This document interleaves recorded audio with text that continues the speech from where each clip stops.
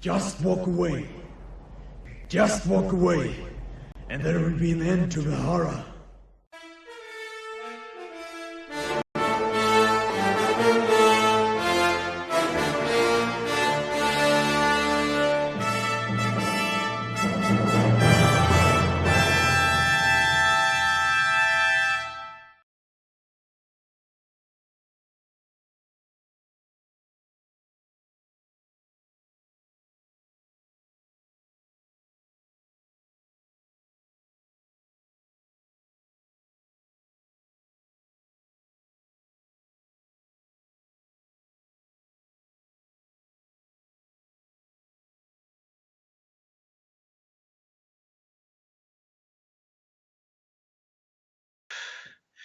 All right, good evening, everybody. We're back for another MGTOW Chats, episode number 72.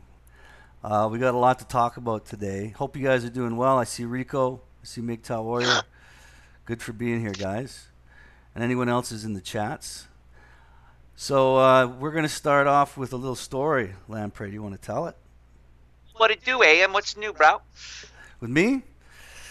Not too much, man. Not a hell of a lot. Once a week. You know, do this once a week. It's good stuff. It's good fun. I was on what was it? Friday night. MGTOW Values had me on. That was a treat. That was a pleasure. Nice. So big ups to MGTOW Values and his crew over there. But so story. Now, how does a guy blow it getting laid? Like, how does that happen? If you're a good-looking guy, it shouldn't happen that often. As the myth goes, Yeah. that it's always a chance. Mm-hmm. It's got to be a chance getting laid. Well, there's plenty of chats that don't have sex, and they blow it. I'm going to show you how you go about blowing it. So, I'm driving around last night and I have my car for an extended period, so I felt like just cruising around. I had nothing better to do, and so I come across what used to be a former strip club before the feminists probably took it down because guys were having fun, and it still had the lights outside, but they changed the name, and there's only one or two cars out front. I had nothing really going on. I was like, why not? Why not? I'll pop my head in and see what's inside these days, all right? And I go in. It's a couple of average Joes. They're just nursing a beer, just keeping calm. They're being friendly with the girls. They're talking sex and stuff, and they're playing with their tits and shit. The bartenders. It was funny, right? And I'm sitting there, I'm amused, and then this one girl comes over to me, fairly attractive. She goes, "Oh, hi, you've never been here before." I tell her who I am and stuff, and order a drink. And she scurries away at the other end of the bar. And as she's just sitting there, and the guys are kind of doing talking, I see her pull out a book. And this book is huge. I'm like, wow, look at this. Look at this chick, this hot thought, washed up. Okay, she has born to lose tattoos. She's got a hand tattoo, which means she sucked a lot of dick in her life, right? Is that what that means? Mm-hmm. When you have a tattoo that's visible 24/7, right? You're a full blown tramp stamp thought. Yeah. All right, or retired. Yeah. Now she's out to the pasture. The days of Santorini are over. How old did she look to you? 28, 29. Okay. She had fake boobs, very nice, great figure. She was fairly attractive, no doubt about it. She's like Hispanic, mixed of some kind, right? And so she goes back to the corner. She opens this book, and I'm like, wow, look at the thing. I'm thinking to myself, wow, look at this. This has been thought.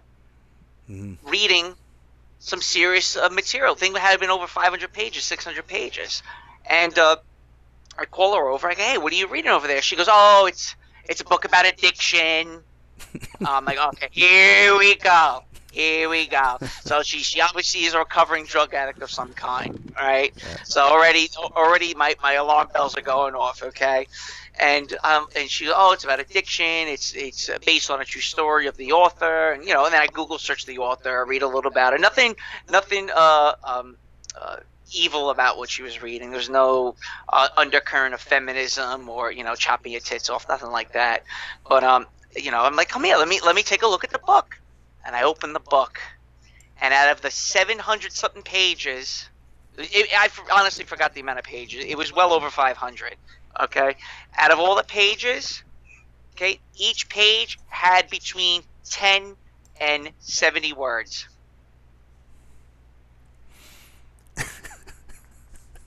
Okay, let me repeat myself. The book is over 500 pages, and each page consists of 4 to maximum 5 sentences. You know, when you told me this earlier, I didn't quite believe it. All right, it was hard to imagine what we were talking about. And then you sent me a picture. Yeah, to give you a visualization of what I'm looking at, and I'm turning each page frantically, looking to see if one page had a full like essay, like a thesis or something. Not a single page had it, and she sees my face, and I'm looking at her with a look of disgust, repulsion, and beyond bewilderment. I was just completely bewildered because I've never seen a book like this before in my life. The majority of my books that exceed 500 pages are like encyclopedias. Right. Okay, this book. Not even remotely close. And there's a bunch of nuance, keep calm and sip wine type of bullshit that was written into it. Okay, and I'm like, I tell her, I go, there's no pages, there's no words on each page. Well, it's kind of like a style of writing, and I'm like, no, it's not. No, you fucked up, okay? And because she was just so repulsed by my reaction looking at this book, she just takes the book and goes to the other end of the bar for the rest of the night. Nice. That's how you do it. That's called blowing it. So I could have played this off like, oh, you're a recovering addict. Oh my God, I did oxys back in the day. I could have come up with some bullshit. Yes, you could have. You absolutely could have. My sister's baby daddy got knocked up by some fucking heroin addict who died, and now we got to look after the baby. I could have played it up. I could have done it, but because I'm a man of intelligence, because I love to know, because I love history and, sociology, things that men do, we search for answers, we look for God, but here she is, washed up has-been in a former titty bar, reading a book that has about 10 words on it. Yeah. 10 words on each page. Well, what you did was pretty much what a MGTOW man would do. So, welcome to MGTOW. See, if you were a PUA, you would have played it until you got laid. Correct. Exactly my point. Yeah. Thank you. And that's just me. That's been my experience with Western women, because a lot of women come up to me saying, how, you can't be single, you're really handsome. But I get it all the time. At least more often than the average Joe. And it's nice. It's nice to receive that type of female attraction, but it hurts you and it hurts me because I know I'm a good-looking individual, but I can't execute. Why can't I execute? Because of a situation that just transpired last night that I'm sharing with all of you tonight. Okay? Because this is what you're up against. An idiot. She's a drug addict. Okay? She's a washed-up bartender. All right, and you're just and you're intelligent. You don't want to be looking at books that just have 10 sentences on each page. I'm sorry. So, I mean, in the place you're in, though, chicks that are working there obviously are going to be pretty thoughtish and probably not that intelligent in a bar like that. But it was the size of the book that kind of threw you for a loop, right? Yeah. Do you have a picture of the page so people can visualize what it is I'm trying to convey? Yeah. I'll share the screen. Let me just make sure that's okay. Let me know if the wind is too loud. I'll go inside. Okay. Super windy out here. Oh, shit. I'm looking for this, guys. Okay. So this is the picture. It's by this Ellen Hopkins. There's a picture. It's like that's the biggest I can get it. So if you guys can see that, I can zoom in a bit. There. But so when I saw the pages like that, it looks like a stylized book of poetry. That's what the thought was reading. It's got a pyramid, it's just a style of writing, Ayam. Just don't be hating on it. Yeah. So, it's just funny because she wasn't a bitch. She seemed like a relatively nice person and stuff, but, what am I going to talk to you about? Your addiction? I'm not on that. I don't get in touch with my emotional side like that, where I'm gonna, you can cry on my shoulder and let me grope you a bit. Yeah, exactly. Yeah, but and then to play that up, you're playing up a woman like that for the only reason is to fuck her. And I mean that's Yep. that's what PUAs do. That's low. I think that's It's fucking low, to be honest, man. yeah, it's greasy. It's not really my thing either, to be honest. No. So, but that's that's what PUAism is. It's Being a creep. well, it's the art of convincing women to fuck you. Nope, not me, man. That's not what I'm about. It never was, never will be. Can't do it. Yeah. I'm not about that. You're stupid. I'm sorry. I don't care how nice your tits are. I mean, maybe if I was drunk and I would just start fucking mauling you, I don't know, man. It's just, no. Anyway, I just wanted to share that story. I thought it was quite comical. You're getting a little bit windy there, man. All right, hold on.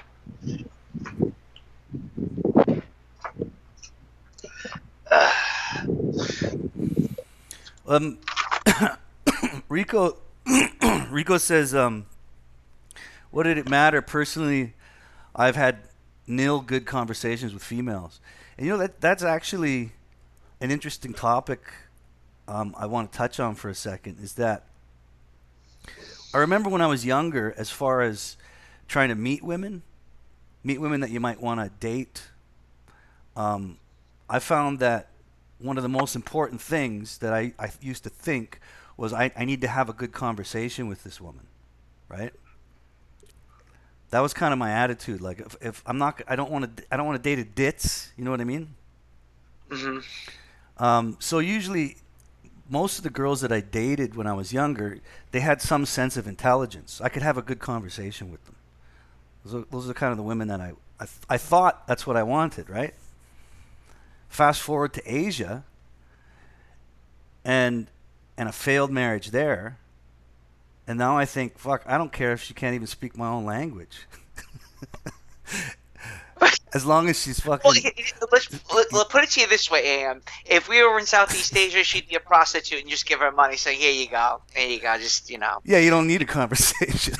You don't need a conversation. And that's really what this country needs in a lot of ways. I bet you if I hang out at that bar long enough, my dick will wind up in her mouth. Give me a couple months. I'll experiment. Yeah, exactly. But it's also that's also one of the it's also one of the reasons why I think people often, they haven't told me, but I have been told in the past, being MGTOW, like, don't you get lonely? And I would always respond by saying, actually, I have a lot of male friends that actually I have better conversations with than I do with any woman. So the only reason that she'd really be around is to fuck her. You know what I tell them? There's a difference between alone and lonely. Yeah, absolutely. Going my own way. Yeah, absolutely, man. I think it's important when you're older. I'm 31 now. My days are just like putting on the act and everything. I'm way past it. And also just my experiences. The past 5 to 6 years. You're content. You're kind of just content, and you're kind of just drifting along. In the Western Hemisphere. Atomized. The militant individualism's at its all-time highest, and it's only going to get worse. But when you're a little bit older, your testosterone starts to plummet, and you're more focused on making money and trying to achieve certain goals in life. And at this point, at this juncture, when you approach 30 plus, having a family is not nearly as important. If you were to ask me at 19 what I thought about getting married, I'd be all hopped up and horny saying, yeah, married, yeah. All right? Even 16, 17, 18, you idolize the girl that sat across from you. And you always thought about, what it'd be like to be with her for a really long time or eternity for that matter.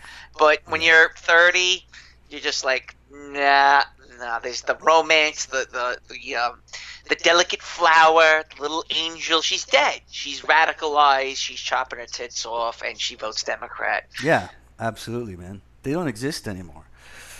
They don't exist.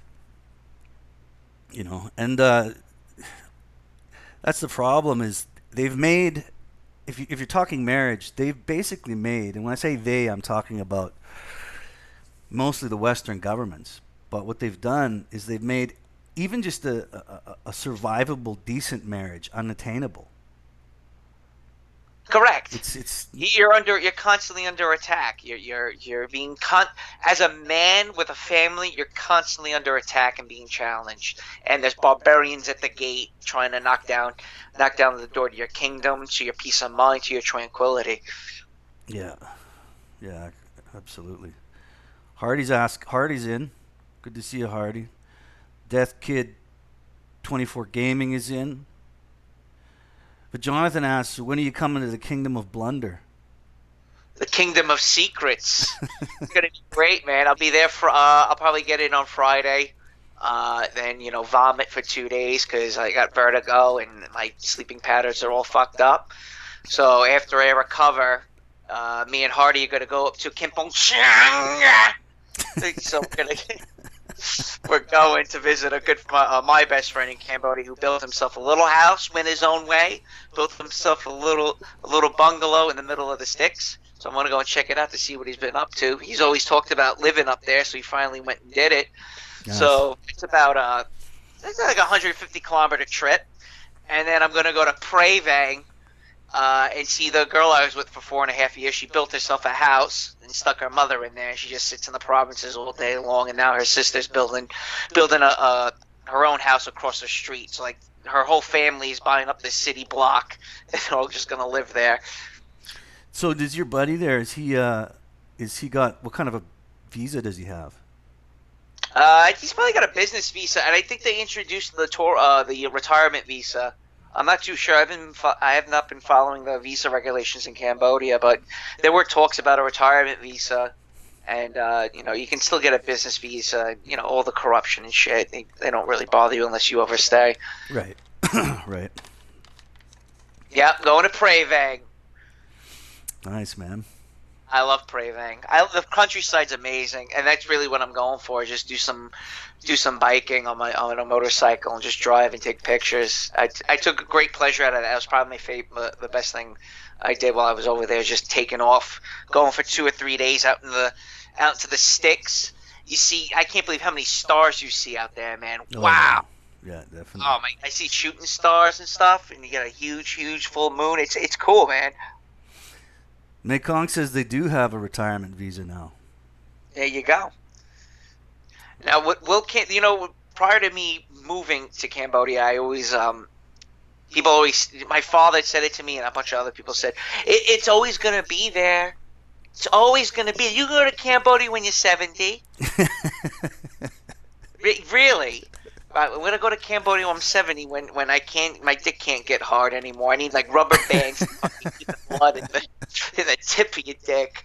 And so I knew when I went over there it was a good time to go because it's going to change, man. Oh, it'll change. I'm telling you, I think it was Hardy. No. My friend who lives in the provinces sent me a stick. He says, you better get over here soon. He sends me an article that there's a feminist group in Cambodia promoting the vagina monologues.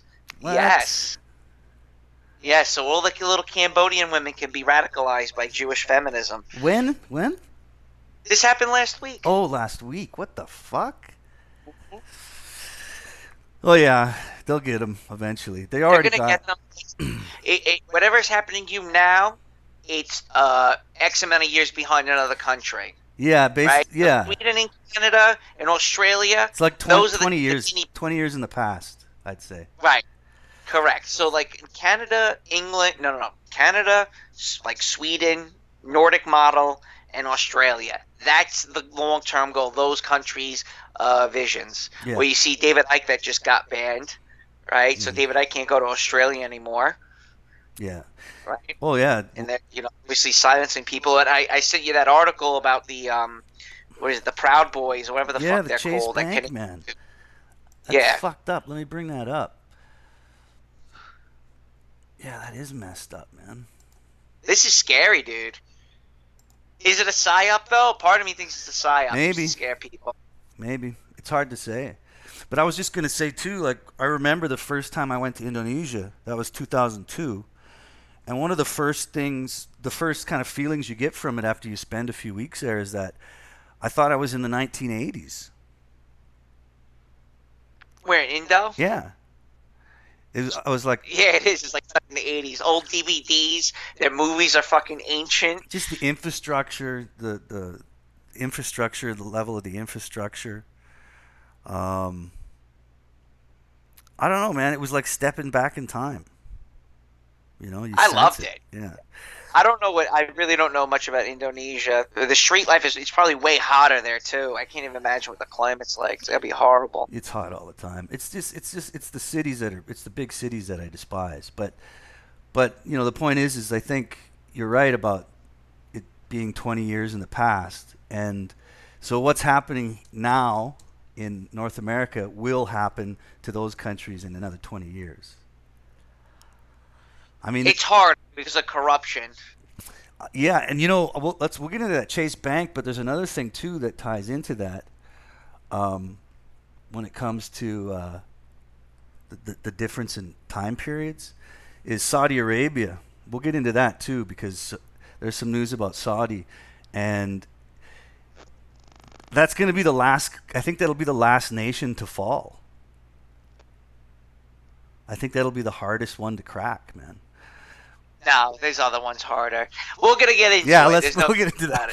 But I'll tell you, man, let's get into that Chase Bank because, yeah, this is frightening stuff, man. I'll share the screen with you guys so you can see it. You know, I breezed over this a couple days before you sent it to me. I guess you sent it to me today, but I saw it, but I didn't read it. But after reading it, it's fucking frightening. The other thing I want to say is I'm not sure who the Proud Boys were until I read this. I knew nothing about them. Yeah. So let me read the Chase Bank shuts down Proud Boys leader's personal bank account. Enrique Tarrio, who is the chairman of the Proud Boys fraternal organization. So right away, some kind of fraternal organization, had his personal Chase Bank account shut down abruptly earlier this week. In a letter obtained exclusively by Big League Politics, the bank informs him that he must shut down all of his accounts by April 1st, 2019, without giving a reason. Then says this comes just days after Chase Bank's payment processor, Chase Payment Tech, deplatformed him on a website he runs that allows groups and charities to sell merchandise and raise money for causes. The website, 1776.shop, is most known for selling the famous Roger Stone Did Nothing Wrong shirts. Tarrio has been facing months of backlash for his affiliation with the Proud Boys, for getting onto the radar in an article published on the Daily Beast, which asserts that people of color are joining white supremacist organizations. Tarrio was both Cuban and black and was profiled in the article. Boom. Incredible. Uh-oh. So basically, okay. So the guy's part of this, I would say, right-leaning fraternal group that sells articles online. Let me read another part here. My political views pretty much mirror those of President Donald Trump, Tarrio says. But the media and groups like the Southern Poverty Law Center smear me, trying to tie me, an Afro-Cuban, to ideologies that would force me out of my own country if they went into effect. It's completely asinine and based completely outside of reality. And this guy's black. He's Afro-Cuban, and he's a Trump supporter, right? He's obviously a patriot, as it's painted, but he's not a white guy. And regardless, the bank said first they pulled their online payment, then they fucking shut his bank account down. Well, so it's spilling into your finances, which is pretty dangerous. Yeah, and we knew this. Look, the smoke's where there's smoke, there's fire, guys. I mean, should not come to no surprise to anybody if this story happens to be real or not. Which I do question its authenticity. I do. Okay. Well, the other thing too is that it wouldn't surprise me, considering that in the past Patreon has cut people out. Yeah, but now we're talking about Chase Bank cutting you out, which is a bigger deal. Yeah, it's a bigger deal. So it might be real based on the fact that it's been a trend. It's been a big trend. And besides, when it comes down to who owns these banks and their political leanings, then it's up to them, really. Correct, which brings up an uncomfortable topic because we see Google, what it's done, right? We've seen what Twitter's done. We've seen what Facebook's done. Yeah. And if Facebook's under attack, I don't know what's going on. I don't know who Mark Zuckerberg pissed off, but he obviously pissed off a lot of people at the very top recently. There's no doubt about that in my mind. There are advertisements in New York City about this book that just came out called You've Been Zucked, and the advertisements are everywhere. So we're talking about You've Been Zucked, The Hatred of Facebook, a book that is putting forth a notion and facts and ideas about how Facebook has been terrorizing people. But it's next to the other propaganda in New York City where it's promoting sodomy, okay, gay shit. Universal health care for the illegal immigrant. You see that with this advertisement right in the middle of it for this book. So again, obviously Mark Zuckerberg did piss off some very high, powerful people. And what we're talking about this here with this whole idea with Chase Bank, and what I was going to say a few seconds ago, is that it brings up the uncomfortable reality that perhaps making Google, Facebook, and the banks public, that's just an idea. Why does Google have to be a private entity? And this proves right here, this story, that the bank is bigger than your rights as an individual. Yeah, oh yeah. Because next will be, you know what, you can't have a house. What if, tell me this now, what if Chase was his mortgage lender to give him a loan for his house? They could pull his mortgage out from underneath him, put him in the streets. Do you ever think about that? Yeah. See, now this is some scary shit you all guys got to realize. Now, if Google was in fact public, the First Amendment guards you from any of the type of shit that's transpiring right here, right now, what we're witnessing. Because you're allowed to say these things. You have freedom of speech, but the idea is that the corporation is the individual. Remember, corporations can lobby for politicians now. Yeah. Forgot that Supreme Court ruling. So guess what? This is a prime example of the Supreme Court just screwing you, and your rights are being eroded, and it's called fascism, not socialism. Yeah. Well, he even said, too, in the article that they're essentially denying this is his quote, they're essentially denying my existence and try to force me into homelessness and ultimately death. I mean, that's what he said they're doing to him. They can put him in the streets. If he has a mortgage and Chase is the lender, he is in the streets. Well, yeah, man. Obviously, on the flip side, now, if he owned his own house, okay, the government can't just go into your house and just jack up your property tax. You can't do that. Not yet. Yeah, not yet.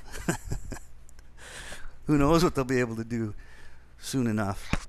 Well, guess what? The state of Minneapolis just passed a law that you can't build single-family homes anymore. They must be green and sustainable. Well, that's a thing. That's a thing you wanted to get into is the. We'll get into that in a moment. We'll get into that, but this is just, this is pretty. It says a lot. It should be no surprise. Is this a true story or not? Again, I question the validity because I don't really know much about these guys. I thought the guy's Canadian that ran this. Why is a Canadian guy involved with a 1776 thing? Like, what the fuck is that about? Yeah, I don't know. It's weird. Guinness. What is his name? Gavin Guinness? McDougan? Yeah, that guy. Yeah, I remember. Gavin McGinnis, yeah. Right. So he's affiliated with this group, right? Yes, he is. So we have a blending of, again, this weird relationship between Canada and America, like commingling too much.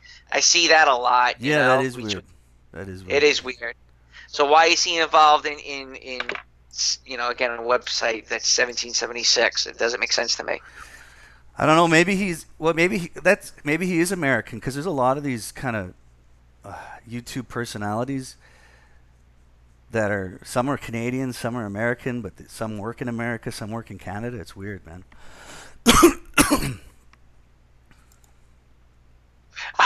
Aren't we supposed to write when there's a 3% tax on tea? Yeah, right. I'm getting taxed 25% out of my income. That's just income, 25% right off the bat. Okay, and that's not including my transportation costs, which we're going to get into in a moment. That's, obviously the heads of the trains get appointed by the governor because there's only one train. It's private, but it's not private. It's really weird. And when I define socialism and communism, there's a clear line between the two. Okay, if you're fixing highways, the truck should be public trucks fixing the highways. They got to find their own asphalt. They got to find their own tools, and they got to build and make their own stuff. This commingling, you know what they call it? It's funny what the government calls it now. It's called public-private partnerships. Public-private partnerships. Yeah, a handshake between corporations and government and government entities. Mm. Lamprey tried 39%. Yeah, he's fucking dude. I think when you broach, what is it when it really just goes shit hits the fan? I think it's like 45% or 50%. Your whole economy's just fucking done.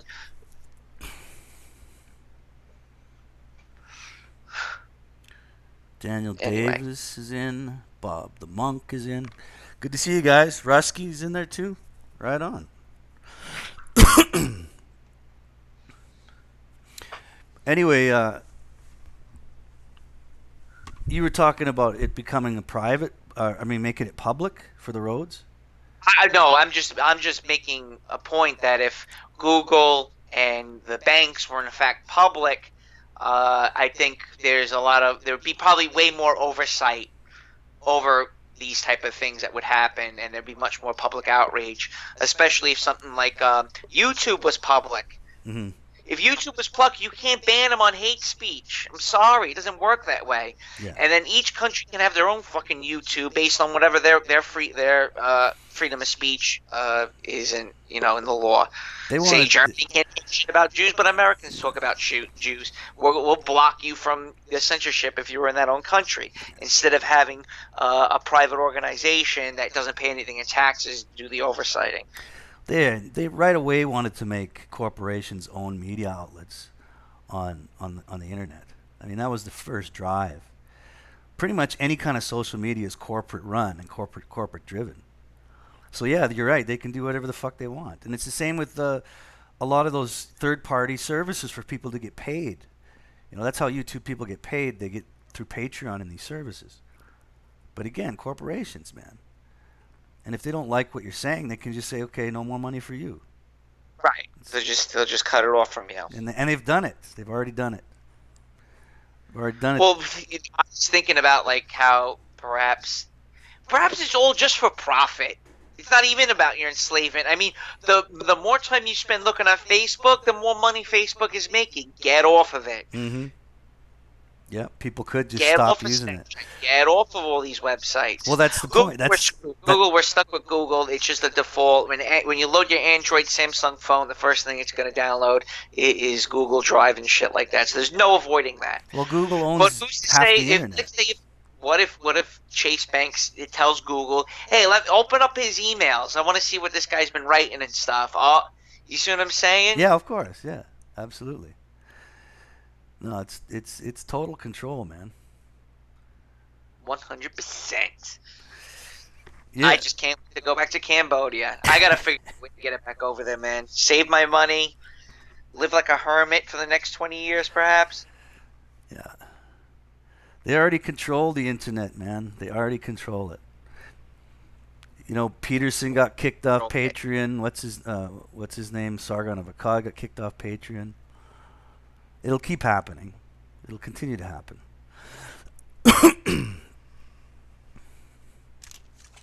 All right.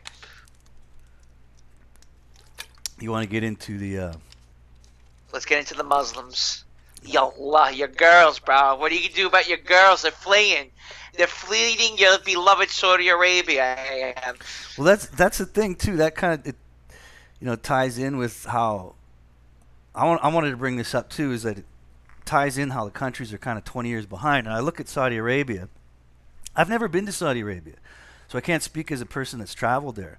I've just known people who've worked there, and and then obviously what the media tells you. But I imagine it would be, if you went there, the culture and the heritage of it and just the observation of everything based on how it's being run religiously, I bet you it would be like going back in time, man, in a lot of ways. I'd only know of one guy that went there, and he was teaching English. He was getting paid over six figures to teach English over there, but he lived in a compound, and he wasn't allowed to really go out and do anything. He was about 30 miles south of Mecca teaching. Yeah. He grew out his beard. He went all jihad on us. Right? He said it was horrible. Probably had to fit in. Well, he went from being in Cambodia, where you're fully liberated, to the point where you're fucking jumping off of rooftops, to living in a desert compound where you hear there's a dude with a fucking charming a snake at your fucking compound corner. Like, fuck. Well, here's the thing, man. I want to dive into the story that you showed me. It's like it's played itself out already as I was going through some of the videos and the articles. The whole story's played itself out. So to spoil the ending simply because it's already happened, this woman is now in Canada. All right? She's now here. Well, premise the story before you get into the whole part where she's in Canada. Okay. So basically this happened about a month ago. And it was really big on social media. But it had to do with this Saudi woman who got stuck in Thailand. It didn't make news until she was in Thailand, right? Of course, because it's paradise. Yeah. And Thailand always got to be included in some type of James Bond bullshit scenario where there's fucking Russian prostitutes that fucking slept with Trump and fucking poisoned his Big Mac when he was on the fucking private jet. It's bullshit. Absolutely. Even notice it always goes back to something mysterious about Thailand. You know what's mysterious? Malaysia fucking cutting little kids open and harvesting their kidneys. How about that for a James Bond story? Yeah, no shit. But this is what we get. This is what the world gets, man. The girl. She's a girl on a runaway. She's gonna go to Thailand because that's paradise and freedom, and they're gonna get me to that gynocentric grace country called Canada. Yeah, I'm gonna share the screen and show her Twitter page. So this is the chick, and I'm sure you guys already know about the story. But anyway, her name is Rahaf Mohammed Al Kanan or something. And anyway, even females are Mohammeds. Yeah. I read a bunch of different articles on her because I thought it was a pretty interesting story. And basically there's some confusion between some of the stories. There's stuff that doesn't quite add up in different articles. But apparently what happened is, this is sort of a summary. In middle of January, she went on a holiday with her parents, with her mother and father, or whoever else. It was a family holiday, is all it said, to Kuwait. Right? So she was in Kuwait with her family on a holiday when she somehow got away from them, bought a ticket to not Thailand. She bought it to Australia because it was transit in Thailand. And then here's where the story gets muddled. Some stories say that there's like three different stories to it. One coming from the paper, another coming from officials there, and another coming from the Saudi embassy, I think. So she's in Thailand on transit to Australia. She gets off the plane, and according to her, she ditched the plane in one article. She's like, she didn't want to go on to Australia. She's like, you know what, I'm going to get off my flight here, go through immigration here. So instead of going all the way to Australia, she gets off in fucking Thailand. You know what I mean? Like, a cock angry suspended, so I'm sorry, cock angry cannot be tweeting Rahif Mohammed and a story about the Dubai princess's escape type offers a rare glimpse into the secret lives of the Arab world's princesses and privileged women, and the yawning gap between their storybook image and their dire reality. See, they're slaves. You see, apparently having a gold-plated Gucci bag, she's just a fucking slave, right? And you know what? It should be platinum. It should be a platinum Gucci pocketbook. Okay, because this is just out of control. So basically, now this woman is going to be the forefront for Arab women over the underprivileged women of Dubai. I guess the guys are just not shitting on them enough. Are they mad they're importing the thoughts from the West? Who knows? Yeah. Who knows? But this is hilarious. I love it. Yeah, man. Like this is real. This is social engineering happening. I mean, also her father is a government official. All right, so imagine this: you're a 19-year-old Saudi girl, and if you look at her fucking Twitter, like she got on the plane. Well, she shaved her unibrow, Am. She shaved her unibrow, you know. She had the. That's a nice filter she's got. You know, the hair on her forehead is kind of. You see how she kind of leaves that part out, how hairy her forehead is, because that's what most Arab women's foreheads look like. They're just fucking hairy as shit. Well, she's from money, man. That's my point. That's the point I was making. This woman is from money. Her dad's her dad is a Saudi official, some kind of government official. They didn't say his title, right? With ties to immigration. They're on a holiday in Kuwait. We're on a holiday in Kuwait. She gets on a plane in Kuwait. Somehow, I don't know where she got the money to buy the ticket. Maybe just stole daddy's money. She bought a ticket to Australia, but for some reason, again, according to another article, only had a one-way ticket. How the fuck could an Arab national buy a one-way ticket to Australia in fucking Kuwait? I don't know how it could happen. You need a return ticket. How many Saudi families can afford a trip to Australia? To KL? No, Australia. Right. She had a ticket. Australia. So she obviously passed a lot of background checks. Had to. And not only that, but apparently, see, there's the three stories. She said she decided to just get off the plane in Thailand and go through immigration. Thailand immigration said when she was coming through during the transit, she only had a one-way ticket, and she didn't have any money. That's their story. Then, of course, and then the Saudi embassy story was, she broke the law. That's why they detained her. There's all sorts of weird shit going on, man. I just wouldn't trust it. But there's a reason behind this. And what's the reason? Why don't you bring up the second story, then we'll put it all together. Okay, hold on. Let me stop the screen here. Now, you want me to bring up the story of the more recent one of the brides?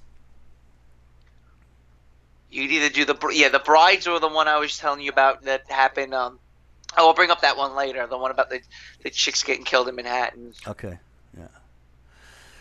So anyway, yeah, this all started in like the second week of January. This whole story, and it's finally come to its conclusion. She's now landed in Canada, and it had a happy ending, and now she can, and then of course. But here's the other part of the story. There was a quote in one of the articles that she said. It wasn't actually a quote from her. It was a quote from just the paper, and I can't remember which one it was. I think it was CNN. Yeah, it's right here. Mohammed is one of a number of Saudi women who have fled the country and its laws restricting women's rights. It says Saudi Arabia's guardianship laws govern many aspects of women's lives, and they may not marry, divorce, get a job, have elective surgery, or travel without permission of their male guardians. So this is because she was saying that she was oppressed and that her parents were abusive or something. But again, that's just a feminist narrative, man. And if these Saudi women can't travel, how the fuck did she make it out? It's insane.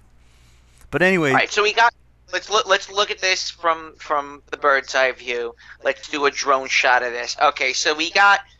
First of all, why is it in the news? Because I'm sure shit like this happens all the fucking time. Am I gonna be in the news if I decide to OD in fucking Indonesia and Bali? Would that make headline news? Would that make it onto the grandstand of CNN or MSNBC or even Fox News for that matter? Would it be in the news? AM? No, of course not. Of course not. Okay. Well, first of all, I'm a guy, so naturally no one gives a fuck about when a male dies. Okay, and the website Best Score proves that. It gives you statistics how many more violent acts there are towards men versus women. Yeah. Okay, the numbers are ridiculous, but I'm digressing here. if a woman from the West or from any other country for that matter outside of the Middle East were to do something like this, would it make the mainstream? That's the question. No, it wouldn't. Well, it depends. Women tend to make mainstream, but it depends. Like, they're always kind of they're always the poster child for drama. I mean, no matter what it is.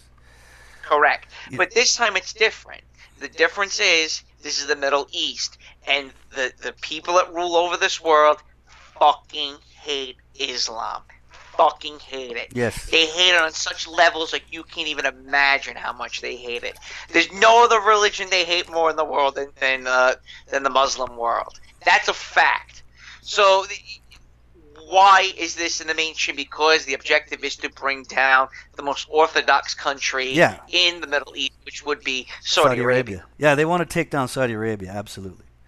And because like I said before, Saudi Arabia will be the last stand. It's the most living kind of frozen in the past. Everything else is falling quickly already. Like when we were talking about Indonesia and Cambodia, where Cambodia is now showing the vagina monologues. That had already happened in Indonesia maybe 5 to 10 years ago. Like they're already introducing it there. So in another 20 years, Indonesia's done. It'll be done. Hmm. It'll be completely done. Well, they gave them the right to drive recently, right? And they gave them the right to vote recently. So now, once they were able to penetrate just a little bit, now it just spreads like a cancer inside the society. So now what this is going to do, this story here, what it's going to do is going to tell other Saudi women, it's okay, you can go claim asylum and move to Canada, where it's a feminist, gynocentric utopia. Any woman trying to escape Saudi Arabia, they'll open the doors for women to do that. And I think you're right. I think it will set a precedent. And what these women are going to be fleeing is living under a very strong patriarchy. Having the privilege of having a personal shield follow you everywhere. And now they can drive. Before, men had to drive them around everywhere. Like they have their personal chauffeurs, their personal bodyguards. They don't have to fucking show an ounce of skin. They don't have to compete. A man can love them for who they are. And then they're going to come to the West, and then they're just going to turn to trash, man. Absolute trash. Well, look at this girl's Twitter profile. Need I say more? Exactly. Your broken wings will heal you, and you can fly to Canada on the taxpayer's dollar. Yeah. Fuck. And then complain about the men in that country and how you should enslave them so she can be a single mom and with Dorito dust on her fucking Arab cleavage. Maybe hummus. Sorry. She picked up vegan hummus. Now she's got fucking Ritz crackers and hummus fucking dried up on her fucking bloated fucking carcass on a leather lazy boy. Well, it's going to have to be because when she's in the article in Canada, you can already see like her posing with women with dyed hair. It's fucking insane. Where did these women come from? Well, where did she get the idea? The question is, how did she get this idea to do that? How did she know to go to Canada and do all this? Or this goes back to show you that this could be a huge fucking psyop that we're witnessing. Yeah. Could be, man. And that's the thing is like, it also mentioned in one of the articles that she had a friend who had already escaped, and she was in somewhere in escape what? You keep saying, you see how they're using the double speak on you? Yeah. What did they escape? Well, apparently her parents. That's what it said. So, but again, like it's. What kind of bullshit is that? So what? Now a girl from fucking Somalia say my parents fucking said I can't date the fucking Chad down the street with no job. The fuck is this bullshit, man? No, it's absolute bullshit. This does a lot of things at the same time. It generates more friction between the relationships of other countries and Saudi Arabia. Canada already has a bad relationship with Saudi Arabia based on recent news. So and then it's going to be worse because of this. So it does that, but at the same time, it also invites sort of a feminist concept on a more international level, because you know as well as I do that every fucking feminist in Canada and Australia and America were on their Twitters all day being a social justice warrior for this woman. And as soon as you got into Canada, they all cheered. instead of doing that, I actually just beat them and tell them to fucking learn how to make apple pie. Yeah. That's what they do Now in you're Saudi not gonna be Arabia. tweeting all day. Get in the fucking kitchen. Yeah. Get in the kitchen, and I think I'm gonna beat you with the bad end of the belt. If her, This is what they're doing. They're undisciplined. They're little savage beasts. These fucking little thoughts, man. yeah, they're sad. This woman here, this Saudi woman, I mean, if her life was so bad, what was she doing on a holiday with her family? And having clothes like that? Like, how oppressed were you? Come on. Now, why don't you pull up the next story? All right. The next one, there's a couple of them actually. One's related to Britain and one's related to the States. But hold on, let me share the screen with the viewers here.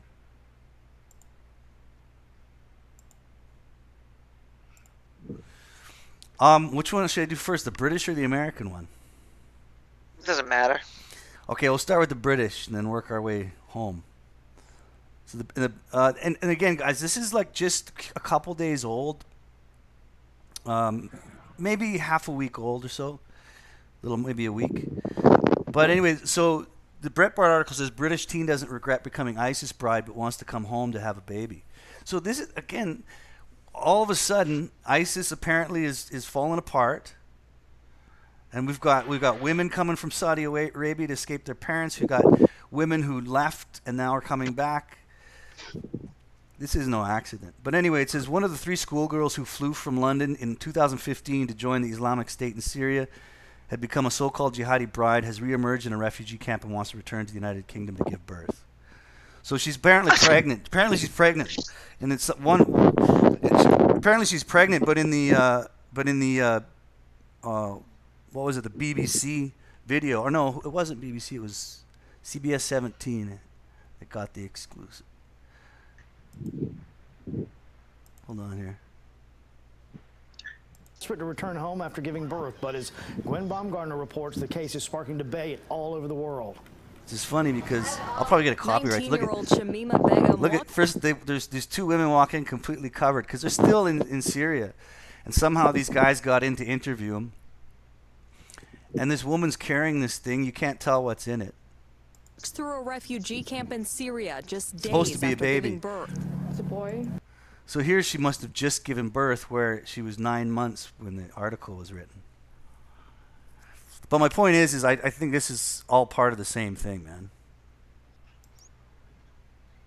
Mm-hmm. Okay, I got. So the question is, so we got a pregnant woman, and in a normal, rational world, this wouldn't be in the media, and she wouldn't be allowed. This topic of conversation wouldn't even be thought of, but it's now thought of. Why? Well, they want to manipulate the public, the media.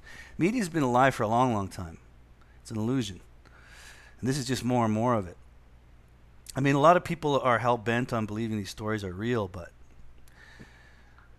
they are what they are. But there's hundreds of cases like her. There's been tens of thousands since for the past 100 years. The real ones don't make the news. It's my point. The real ones don't make the news.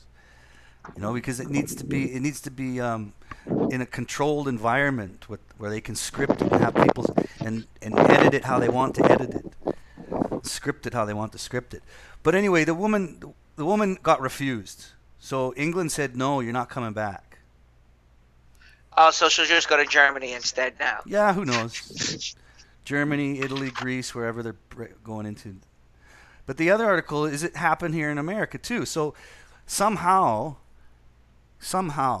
a bunch of young women in both Britain and America got recruited to go fight for ISIS. How does that happen?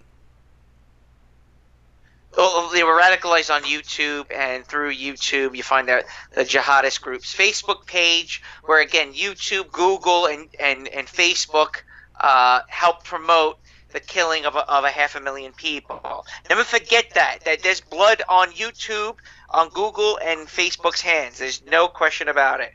No, absolutely, especially if that's how they got radicalized, from watching YouTube. Yes. Jesus Christ. I had a conversation with some I don't call them intelligent, but businessmen from India who are from bad places in India, like where you don't really meet people that come from these parts. And I was talking about the war in Syria, and I showed them some of the videos that were on YouTube, and they were telling me like, "Yo, Lamprey, you should not be watching this stuff." I go, "What are you talking about? What's the big deal?" He says, "This is how they get you. This is how they recruit you through these videos, these promotional videos, propaganda pieces. Al Qaeda and ISIS did a huge campaign promoting themselves to get people to join the jihad." And it was all on YouTube. Yep. Jesus Christ, man. And they're banning MGTOW channels? Like, what the fuck? Right, yeah, right. You see the hypocrisy? You see the contradictions that are taking place? It's mind-boggling. Jesus Christ, man. But, I mean, that's the thing, is the entire story is fucking bizarre. There's an agenda going on, you know? And I think it just ties in with, again, trying to get rid of Saudi Arabia. And the other is to radicalize the developing nation at the same time. When I say radicalize, right, I'm talking like feminize, emasculate. Well, it's also just it's just a pure antagonistic story. Yeah. That's the point of the story. It's to antagonize all sides, all parties. You're antagonizing men in the West. You're antagonizing men in the Middle East. You're radicalizing women, where you're trying to liberate women from the Middle East. Okay, and Saudi Arabia kind of let this all unfold on itself because of their own greed and laziness. Mm. The Saudis are a lazy family, and a lot of people don't know that the real name of Saudi Arabia is just Arabia, not Saudi. Yeah, Saudi Saudi's is the family. Saudi's the family, yeah. There's no other country in the world that's named after a family. Well, and the other thing, yeah, that's right. You're absolutely right. And you know how they came into power? I mean, it was Arabia. By England. Well, not just by England. They wouldn't have got to power if they didn't have the full support of the Wahhabists, which was the most radicalized Muslim group in that country. Where do you think that radicalized Muslim group developed from? So basically from Rome. But basically that family had the backing of the West plus the most radicalized Islamic group in existence, the Wahhabis. That's how they got into power. And that's why their culture reflects a lot of Wahhabi beliefs. That's why women are dressed like that. That's why all that shit happens, man. Who do you think ISIS was? They were those that were radicalized by Wahhabism. Yeah. So basically what's happening is that Wahhabi influence is a very strong force against feminization of a nation. Like, that's a hard one to crack, man. I don't know how you're going to crack a nation who believes that, you can beat your wife at any moment, or basically your wife is property. Like, she's chattel. Yeah, your wife is kind of like property. Once she marries you, I mean, this is extreme Wahhabi culture, but basically in that culture, and that's the one they ascribe to Saudi Arabia, and anyone that does that can't be at fault because that's where they get the influence from the very fucking beginning. So how are you going to turn a nation whose like core cultural belief is that women are basically the property of their husbands and fathers? Like, you can't get more. I think it'll be quick. I think just because of the sheer easiness of people. You let the nanny state happen. People just gave up after the 60s. People are like, I just can't get any better than this. And people enjoyed just prosperity between the 70s, 80s, and 90s. At least this is in the West. And Saudi Arabia hasn't had any serious, upheaval. Neither has Kuwait. There was no massive scale. There was no massive war. And the last time outside of the war in Syria has killed 500,000 people, and the number's climbing. It's got to be close to like 525 now. I mean, I counted. I hit it at like 500,000 2 years ago. So if that's what I clocked it in at, in 2017, it's got to be at least another 20 to 30,000 since then. And prior to the war in Syria, what was the other major skirmish between countries. Again, it was a Middle Eastern country. It was Iran versus Iraq, and the West has had such a hand in the Middle East since the Ottoman collapse and after World War II. So basically, when the Ottoman collapsed, the French and the British started carving up the Middle East. That's why Kurdistan doesn't exist. That's why you have such rigid lines, straight parallel, like in Syria and other borders, Saudi Arabia's border separating the Kuwait and Iraq. I mean, that was because of the British. The British had to say after the Turkish Empire fell where alignments were going to be aligned. That's why you have the Alawites that rule over Syria. The French put them there, okay? And so basically the West has had a serious influence and control over the Middle East since World War II. Goes back even further than that, man. Way further than that. But the Rusky says, I thought British gave them all this land in exchange for them playing ball. Yeah, they did, but the Saudi family wasn't the only empire-worthy family or like rich, powerful family. Oman's another country that no one talks about. Okay, you have Oman, you have Tunisia. All right. There was only a handful of countries that really broke away from Western power, and those were the ones that were always under attack. You had Libya, you had Syria, Iraq, and Iran. Okay, those were the countries that were kind of like islands to themselves. Okay, once it was a Arab form of socialism, the Ba'athist. Okay, and that was Iraq and Syria. They formed Baathism, which was this Arab secular Muslim socialism that, for the most part, worked. For the most part, it did in fact work. This pan-Arab form of socialism did work for those nations, okay, where they infused parts of the Quran into the political system. Nations of Africa also engaged in this form of political philosophy, where you had Julius Nyerere in Tanzania, whereas this pan-Africanism form of socialism, for them it didn't work out. For them it was just mass starvation because it's Africa. But that's what came under attack.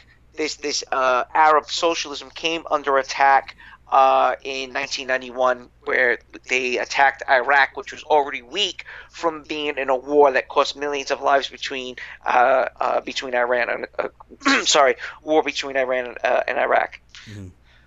Well, but you're right though. I mean, there's been a long history of European influence, Western influence on the Middle East.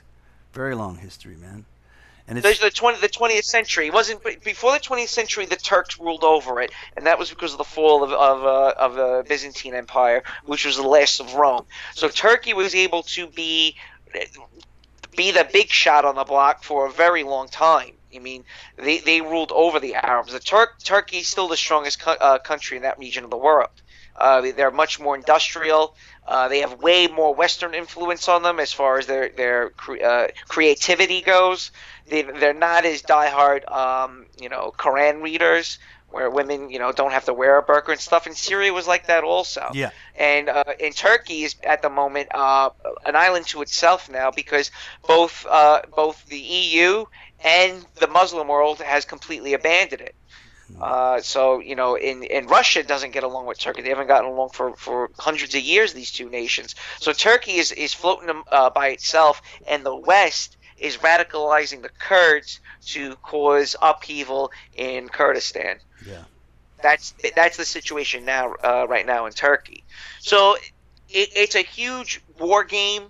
It's a big game theory. It's the whole history of Western influence on the Middle East the past 100 years. It's something I'm not too much of an expert in. I just gave you a ballpark idea on what I know about it. I know a little bit more about the war in Syria.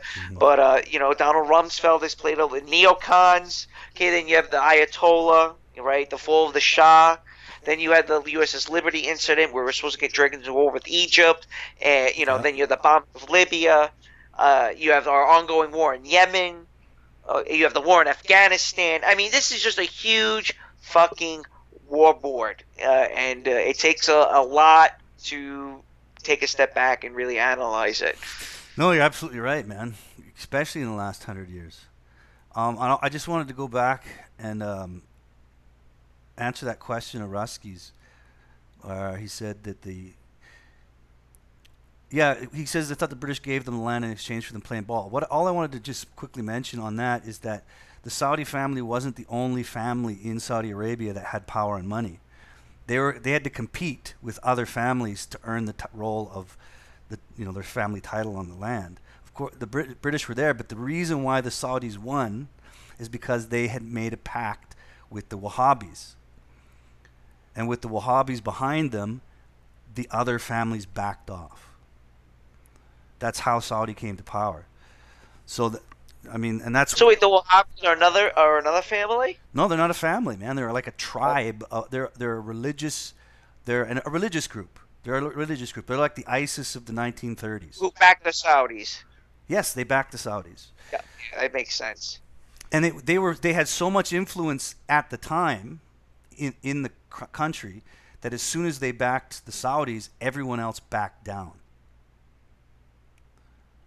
So that's why Saudi Arabia has, and so their culture is directly, it's always, Islam was born in the area. So it's not that, it's just that once the Saudi family took over, that was the birth of kind of a Wahhabist influence and culture, on the political stage of Islam.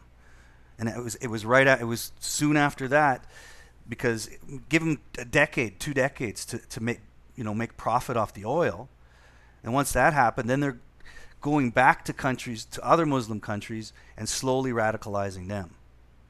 All by plan. And that's what they've done in Malaysia, that's what they're doing in Indonesia right now. So, there's chess pieces being played on every side of this, man. It's fucked up. It's a long chess game, and I'm not even getting into the Israeli-Palestine conflict. That is just people that study that take it to like an illness level. The obsession of the Palestine-Israeli conflict. It's just I'm like, dude, it's never gonna get better in your lifetime. Why waste your breath on it? Yeah. And that's what turns off most Westerners to other countries' politics. Yeah. Israel is a good example. Or you just don't even want to touch it because it's just a rabbit hole of fucking echo chambers, and it's too much, man. But look, we see what's happening around the world. You see Saudi Arabia is under attack. Muslim world is always under attack. And what is Saudi Arabia's reaction going to be towards feminism? I wonder what's going to happen.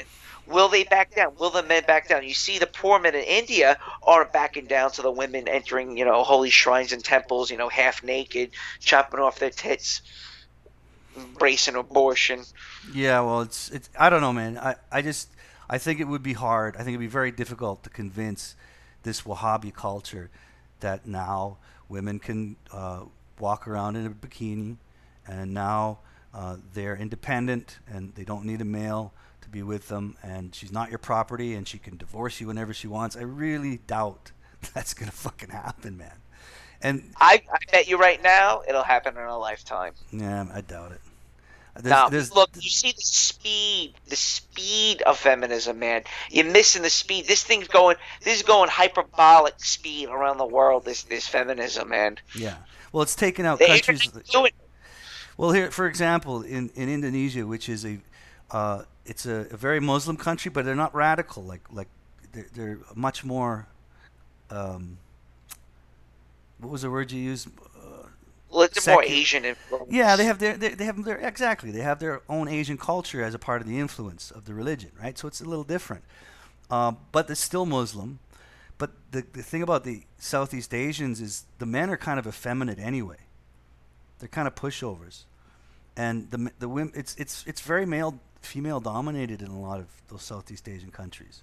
Yeah, Vietnam, Thailand. Yeah. I can't say the same for Cambodia. The Cambodian guys are they're both equal savages, the women and the men. Mm. Yeah, it's Look at weird. Mongolia. That's another country where because the men are so abrasive and abusive, the women got to put on weight so they can throw their weight around when the guys try fucking hitting them and shit. Mm.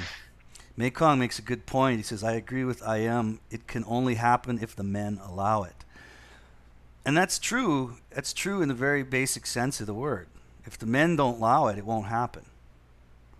Yeah, Philippines. Rusky says Wahhabis were caravan robbers. Yeah, they were. Basically, the best description I could give them is they were a very powerful and large religious mafia. That's what they were. I mean, because Cool. because the Saudis were or not the Saudis, the Arabians at the time, the different families, including the Saudis, they were all kind of broken up into their little tribes and families. And the real powerhouse in the country was this Wahhabi group, which was, again, a caravan of robbers. It's basically what they were. They were the religious mafia. And as soon as the religious mafia backed the Saudis, that's how they won out for the title. But, you know, It's been that way. and it's been that way for a long time. And the if there's still a solid relationship between some of these, you know, oil companies, and the country itself, I mean, they've got to have some kind of deals somewhere, Well, they got the petrodollar. you know? Well, you know, how does isn't the U.S. currency one way or another backed by Saudi oil? I don't know if how true that is right now. I don't know how that works. I don't know much about that. I don't know how true that is right now, but when it was British Petrol or whatever the name, maybe Rusky can remember the name. It was a petrol company. It was a corporation that made a contract with Saudi Arabia. I mean, a corporation sponsored by the government of the British Empire, but what the fuck? You can't even tell the difference anymore. It's all the fucking same. Governments and corporations. Petrodollar is any U.S. dollar paid to oil exporting countries in exchange for oil. Since the dollar is a global currency, all international transactions are priced in dollars. As a result, oil exporting nations must receive dollars. That makes their national income dependent on the dollar's value. Okay. Boom.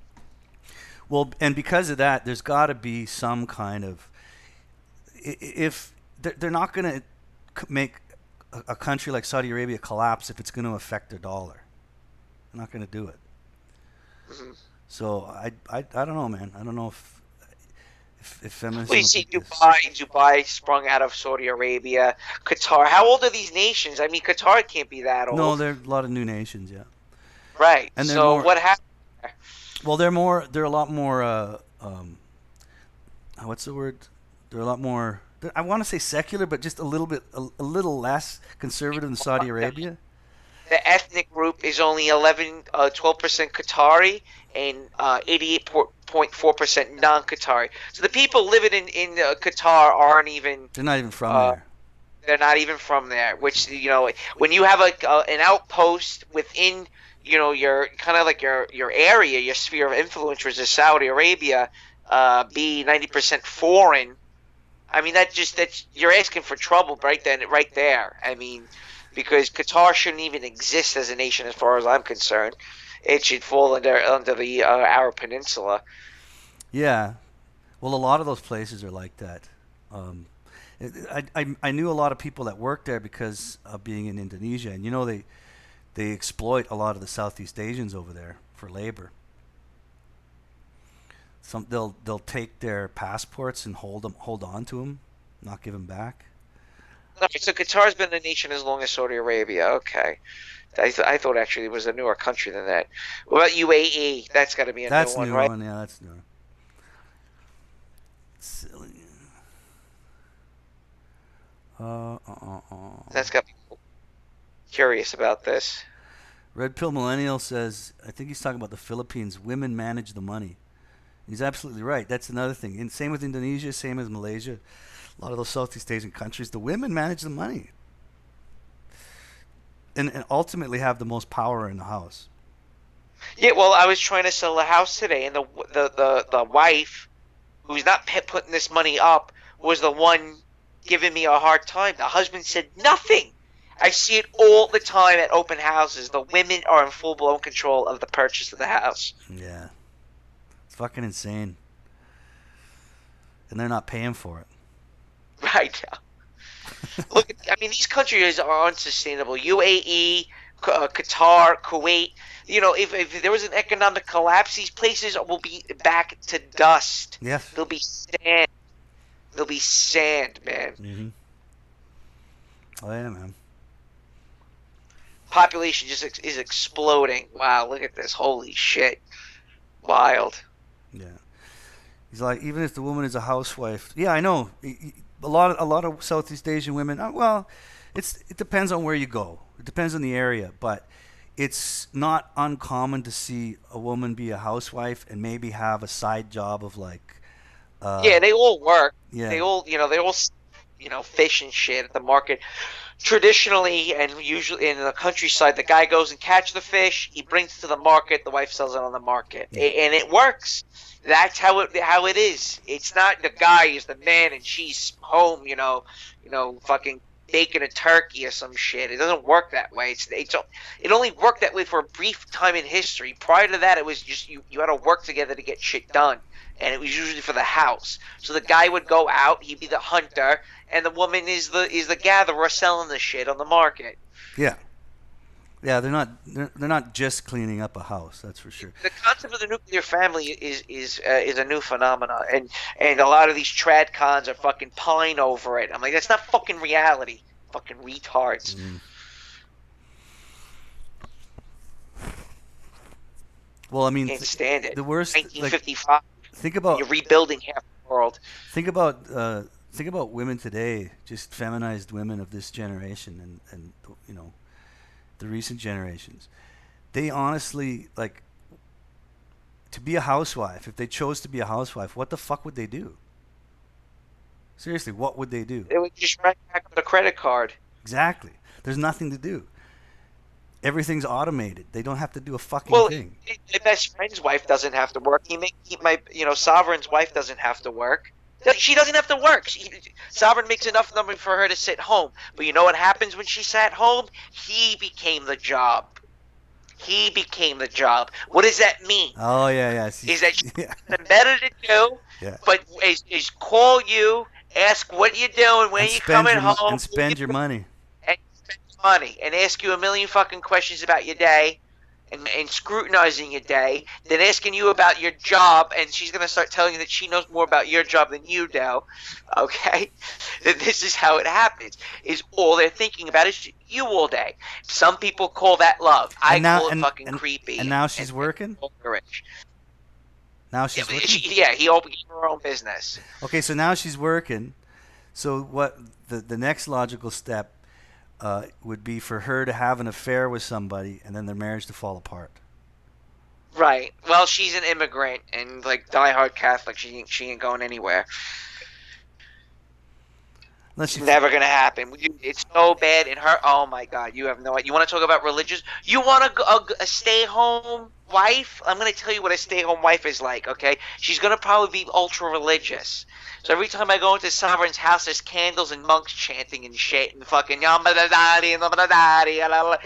oh my God, this is out of control. You go into the house, there's a gigantic St. Mary statue with candles and shit and pictures of the baby everywhere and stuff. It's fucking wild. It's funny.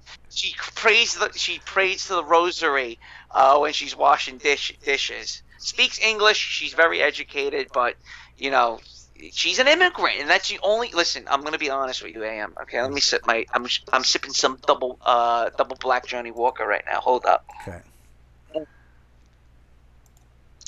Let's say if you're serious about getting married, okay? How, in fact, if you want to play that, if you want to touch fire as a MGTOW man, because I know a lot of you think about it. Okay, and it's natural to think about it. I mean, it's been what's been presented in front of you since the dawn of time. And now we're in this upheaval. Now they hate you if you get married. They hate you if you want to, be the man of the house. They hate you that you're telling your wife to delete Facebook. Okay, but what if you really wanted to do it? Now the only way is she's got to be from another country. That is it. Or she's from the sticks of America and she didn't have a computer until she was like 21. She only. And those women are dwindling. And then the concept is you're going to get a fucking foreign bride. A lot of them come here and they get spooked. And, Ann will tell you that from his own experience, right? Yeah. So I honestly, my suggestion would be I would do something similar to what he's done is get a woman from South America, and and you're playing Russian roulette on depending on what nation they're from, right? She wasn't like a prostitute or anything like that. She came from a family of government officials actually, and she was an au pair. You know what an au pair is? Yeah, yeah. She was an au pair in New York City. Nanny. She was in New York City, and that's how they met. And he didn't have the money. He was broke.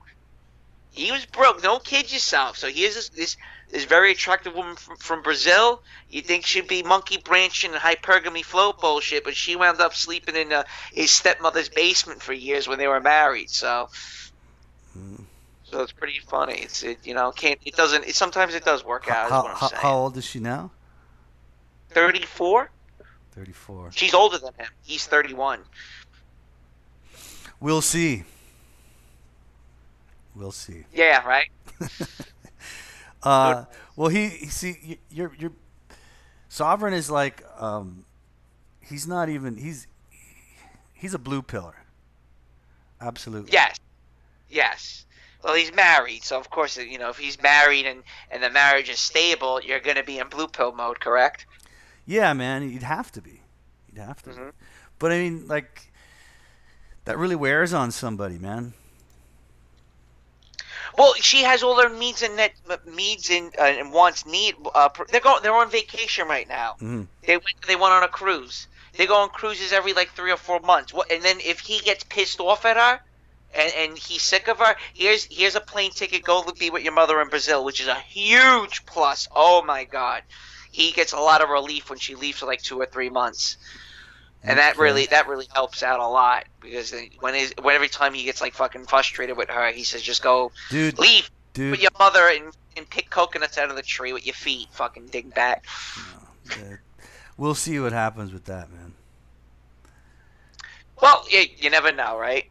Yeah. It's more and more difficult to have a stable family, there's no doubt. But what I was trying to say is that if you were to do it, you would have to get one that's probably from South America, relatively poor, and will be thankful for what it is that you do. It should appreciate those things, and it really comes down to when a woman or when a wife or a girlfriend shit tests you. What's her shit test? She wants to see what your breaking point is.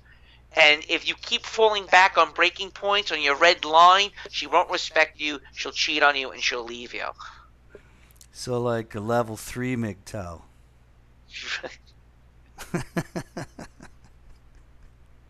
Well, that's been my experience. On the certain things, I'm like, you're not doing this, you're not doing that. If you do X, Y, and Z, you're fucking out the door, and no, you will not ever return. You have to be fucking serious about it. They need to know that you can just fucking get up and pack your shit and leave. And it's more devastating for a woman, for a guy to do that because of hypergamy. So for you to say no to her, knowing you ain't gonna get fucking laid or no happy for an extended period of time, she knows you're being dead serious. Mm-hmm. And it's not that important to you. Fucking blowing a load in a meat bag is not the fucking end all, the be all, and it's not the end all be all of you as a man, because that's not what being a man is about. Bagging as many women as possible is not what you're going to be on your deathbed fucking looking back on. Right. But I think for a lot of MGTOW though, their MGTOW man is, I don't know, I mean, you get to a level, and again, it depends on your age. I think, I really feel sorry for younger guys nowadays. I really do, man. It's easier for me to kind of choose this sort of lifestyle or this discipline, but I think it's a lot harder for younger guys. Well, at least I got, I had girlfriends and I hooked up when I was in high school and stuff. It was when I was 23. Mm-hmm. That's when it really was starting to fucking wear on me, and that's when I just started to pick up and move it when I was 24. Yeah, and the other thing too is, I mean, anybody that comes to MGTOW, investigates it, understands and relates to it, they have some level of intelligence.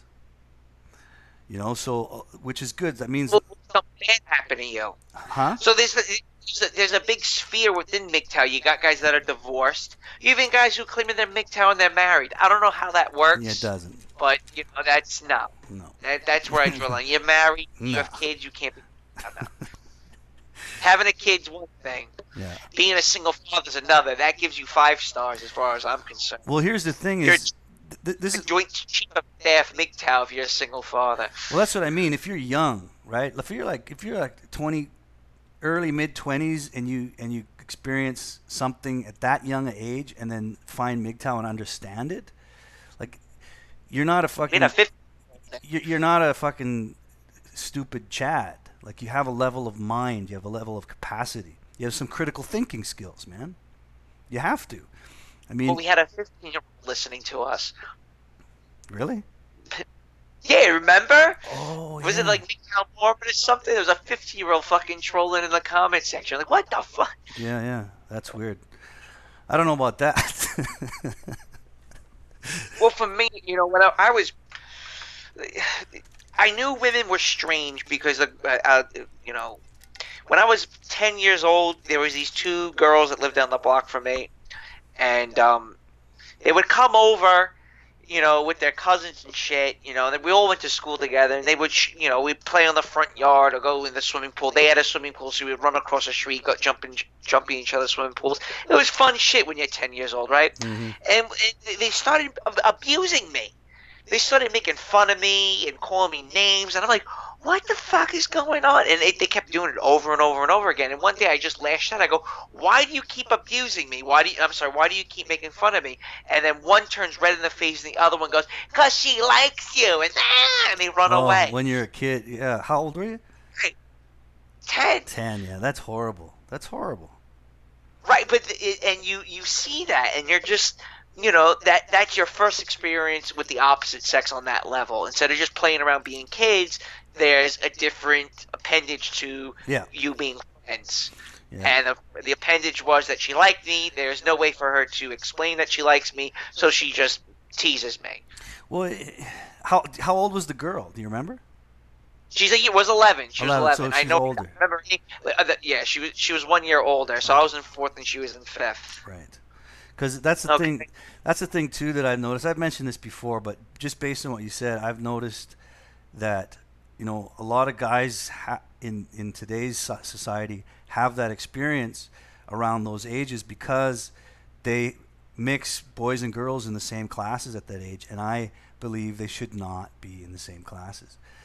Because at that age, no, I think after grade 3 they should be split until fucking post-secondary. 3rd, that's a bit early. Yeah, maybe you're right. I guess I can see that.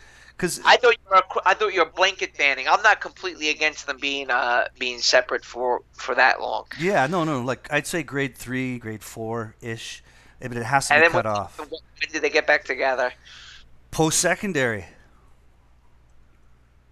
Oh, no. I had fun when I was 18. Maybe keep them apart just for middle school. Just 17, 18, when they look really good. Maybe grade 11 or 12, you can put them back together, or have a choice. Dream. Or have a choice, man. I don't know. Like segregating kids at that age, as far as education goes, is important. And I know public schools are shit, but they're even worse when they force little boys to compete with little girls on that level. And further, the system is set up for girls anyway. I mean, mixed classes only benefit girls. I've seen it as a middle school teacher. It's incredible. They bully the boys. The boys are smaller usually because they don't grow until later. They don't start growing until like beginning of, a few more years. So they get bullied by the girls. They're smaller than the girls. The girls are smarter. Because they mature faster. You know what I'm saying? Like in all sense of the word, they mature faster. For a guy to mature. I mean, I had college students that were 22, 20, 23, 24 years old, and they were fucking dumb as shit, the guys. There would be one outstanding guy, and the rest would be just stupid, failing everything, coming in late and stuff. And the women were much easier to control, okay? Mm-hmm. Much easier to fucking demand respect, Mm-hmm. You're an authority figure. Women were, women like that. Especially being a Western guy in a a country where people's skin are brown, plays an important role. Mm-hmm. But I understand. Guys need to be in trades, and they've killed all the trades in this country, and they want to move over to automation. Yeah, that's true, man. That's true too. But yeah, it's I don't know. I mean, regardless of the school system, how it's set up, and Male teachers, it's great. but Listen, I'm gonna teach you how to suck dick today, okay? Let me show you. No, come here, Tiffany. Now you're not gonna use your teeth. No, I'm not using your teeth. That's right. You want an A? You. yeah. Well, these topics, that's kind of like sexualization of the kids, talking about your experience as a 10-year-old and how you were treated by a woman. And I guarantee you a lot of that is simply because of the way the school system is set up. That's the behavior. Women behave differently at that age. You weren't ready for that kind of shit. I just had weird experiences. So, like, I was like 16, and there was this girl that sat next to me. I used to like feel her up and stuff, and it would make out in the hallways and things like that. And she told, ready for this? She told her friend, who I actually had the hots for.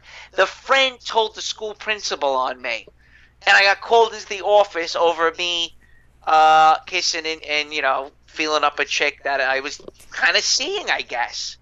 And then I was getting grilled by the principal about it. I'm like, I don't know what's the big deal. I don't see what's happening, and why is the girl that's not involved in this telling you guys this? Did the girl that I'm doing it to complained? No, that's what I asked the teacher. Mm-hmm. Like, the girl's not complaining. The girl I'm hooking up with's not complaining. The friend is complaining. Why is the friend complaining? Because it's not her. Mm-hmm. Okay, and they kind of dismissed me. They were like, "All right, don't do it in school." Basically, was what their response was. They didn't go, "Well, Me Too." This is pre-Me Too. God forbid that happened today. I'd probably be in jail at fucking 16 years old for kissing a girl. Yeah, you would be. That. You probably would be. I would be. You'd probably be on registered on some kind of sex offender list for the rest of your life. Right, because I hooked up with a girl that was my age. Yeah. And she didn't complain on someone else complained. Yeah. Today that would happen. Yeah. She was okay with it. She didn't pull a Me Too. Well, in that case, we're so far down the feminist hole that I say segregate the schools all the way up to post-secondary, after grade 3. Why put just together for reproduction? Why put boys into that situation where they could possibly get their lives ruined because some teenage girl, and that's happening already, man. It's already fucking happening. Teenage boys and a lot of younger boys getting sexually assaulted by older women. Because again, you need to segregate these classes. Anyway, that's just what I'm thinking. Rusky says, segregated schools with male teachers. Yes, for the win. Red pill classes. Red pill classes would be nice. But that ain't going to happen. These are our red pill classes. They have to be online because they won't teach you that anywhere else. But anyway, did you want to quickly just brush over? I mentioned in the title the levels of MGTOW, and I know you mentioned that to me. And I've never really got your opinion on them. Yeah, pull it up. Pull the chart up, because I forgot off the top of my head. There's a bunch I found, and I did do a video on this like 3 years ago or something. And here, let me just share the screen. And I didn't know you knew about them, so I kind of want your opinion on them. There's and these have been around for a long time. They're a little bit they've been controversial in the MGTOW community. But since you brought it up, I thought, why not go over it a bit? And then you can give me your opinions, and I can. This seems pretty accurate, no? All of them are roughly the same. There's 5 levels plus a 0, which is the blue pill man. I can't see the blue pill. Can you scroll down? I can't. That's it. It's just up on that one. Well, read blue pill. Okay, blue pill says men who got married, and obviously to how poorly society treats men. They are female utilities, ATMs, simps, manginas, and white knights. That's very accurate, and I see that men that are married after the year 2000, there's nothing there. There's nothing.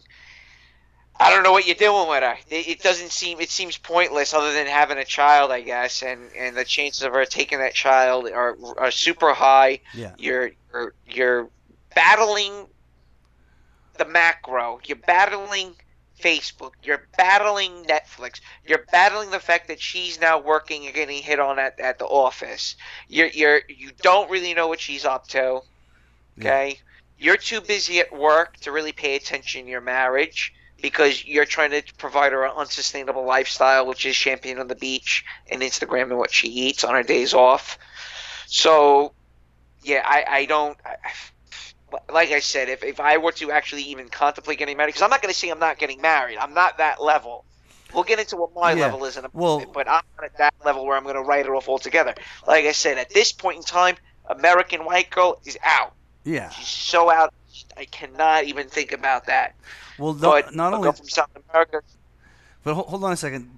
One of the biggest parts you're missing about the level 0 guy, the blue pill, is that he's oblivious to how poorly society treats men. You're not. You understand how poorly society treats men.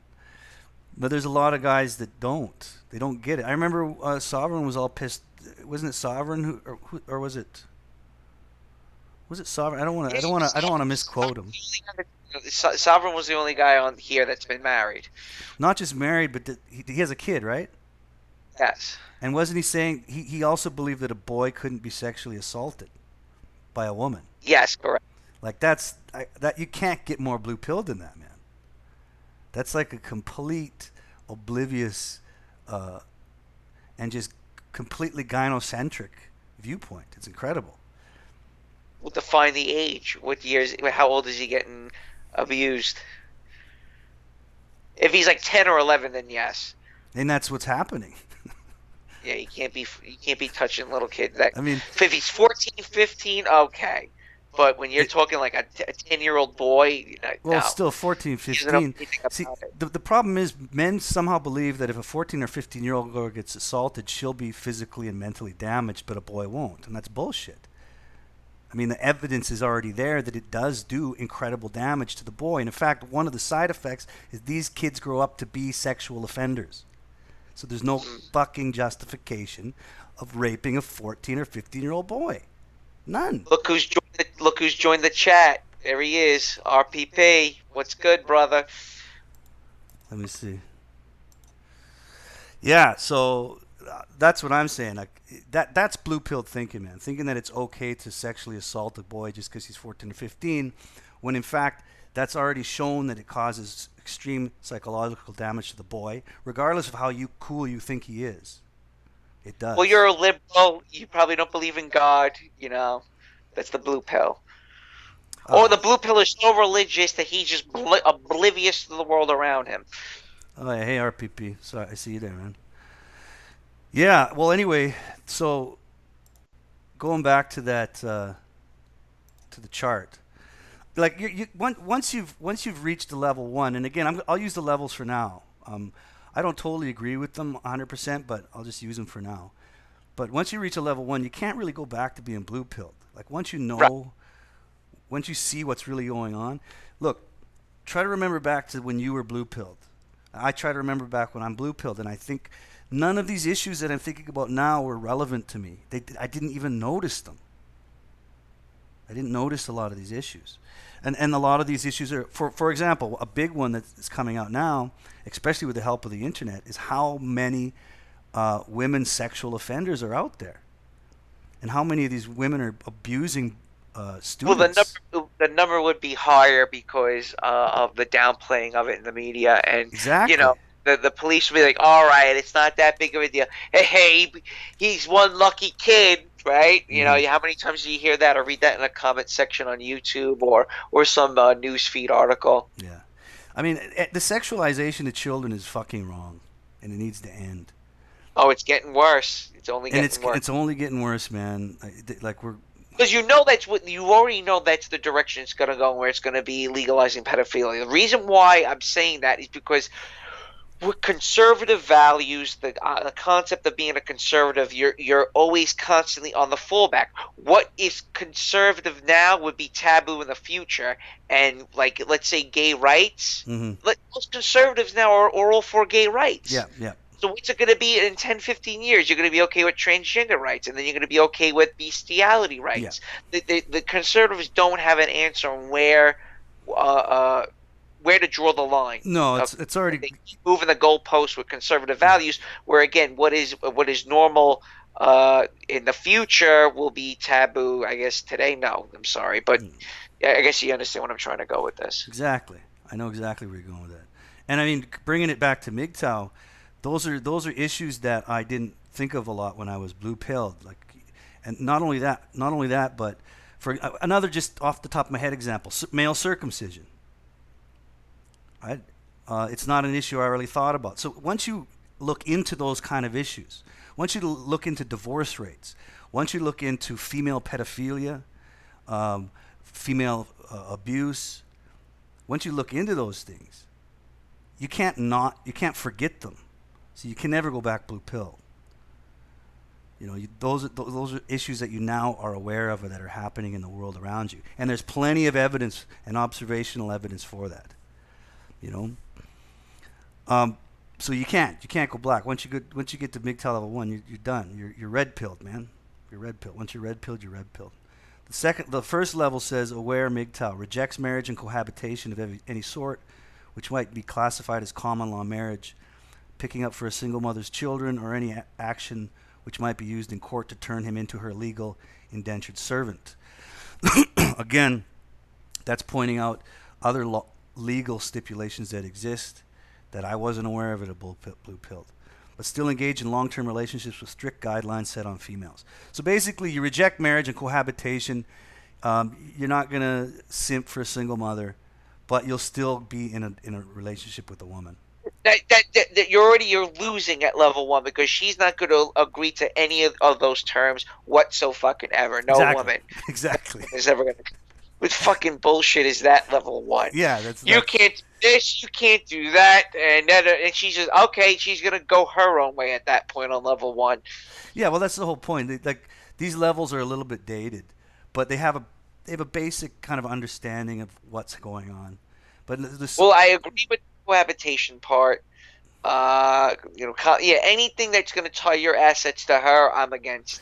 Yeah, and again, as we read up these, you'll just see that it's just certain discipline or behavior patterns that a man will take on, right? Certain habits, behaviors, disciplines that he'll take on in his life, which to whatever degree apparently puts him on a different level.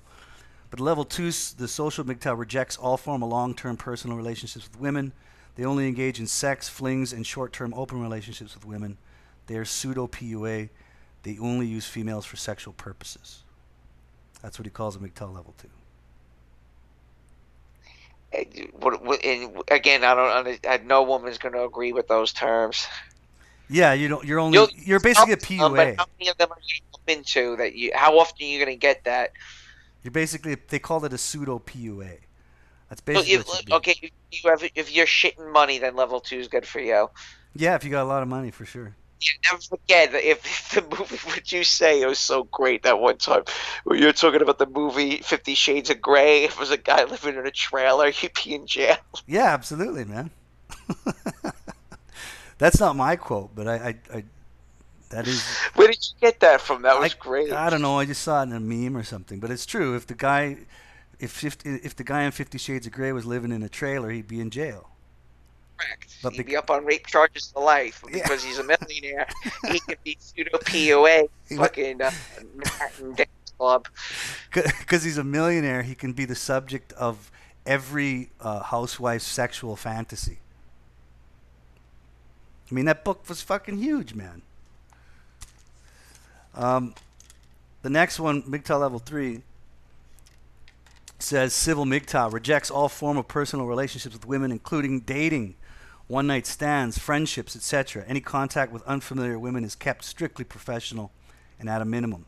Some MGTOW might have a very few exclusive, close, platonic female friends. However, they're selected based on high intellect and loyalty. I wouldn't say that. You're autistic at this point at level 3. These MGTOW will only engage in civil activities that benefits themselves and community. So yeah, personal relationship. I mean, by that description, I could call myself a level 3.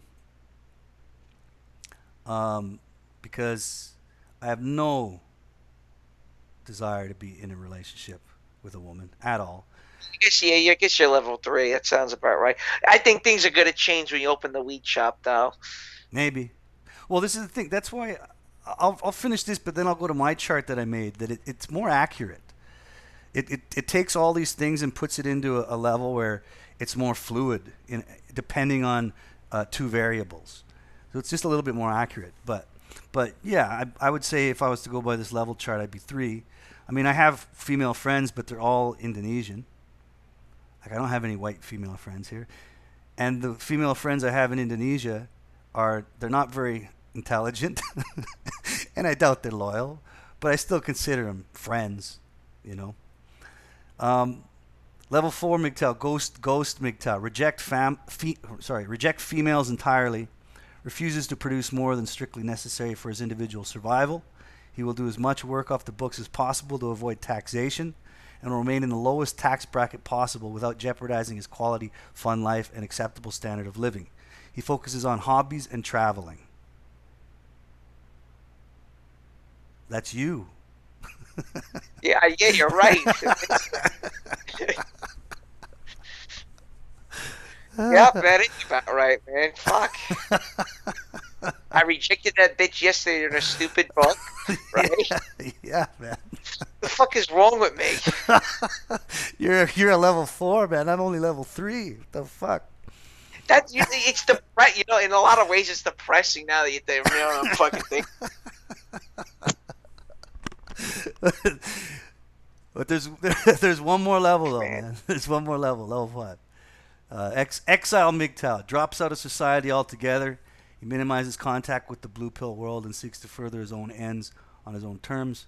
For all intents and purposes, he does not exist. An urbanite might keep to his own apartment, while someone further out might simply head into the wilderness and go off grid. That's the Hey, that's Luke. That's Luke. Luke is the exile MGTOW. That room closet.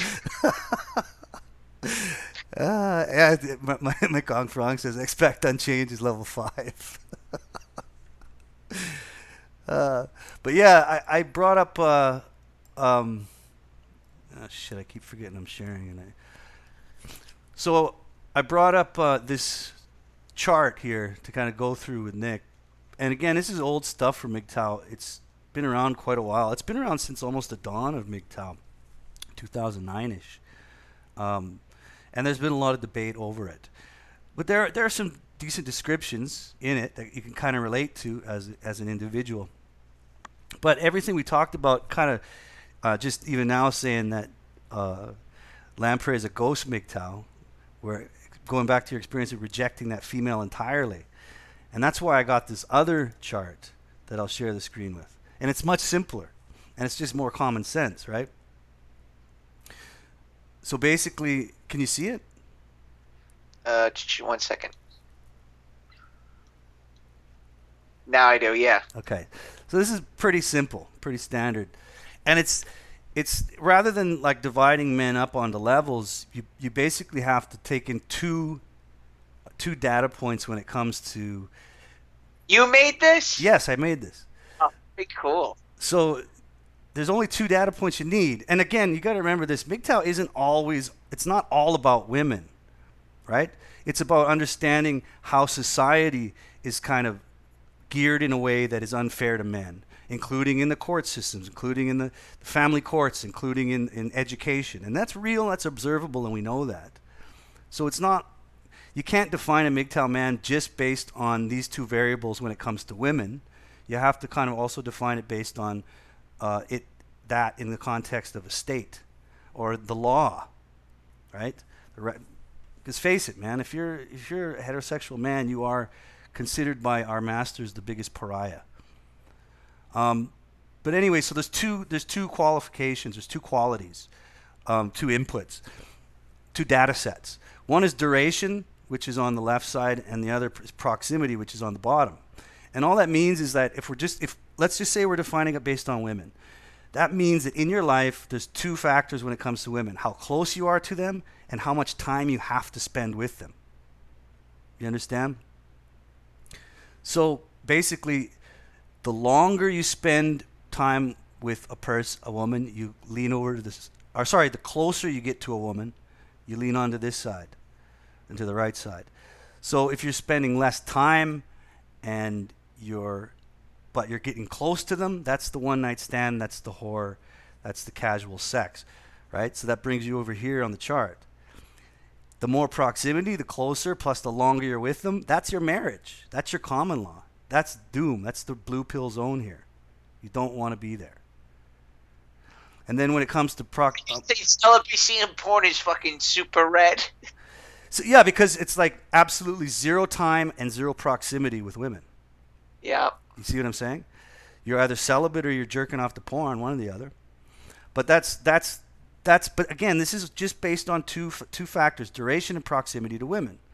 Just because you have very little duration and proximity to women, it doesn't mean you're looking at porn. That's your choice.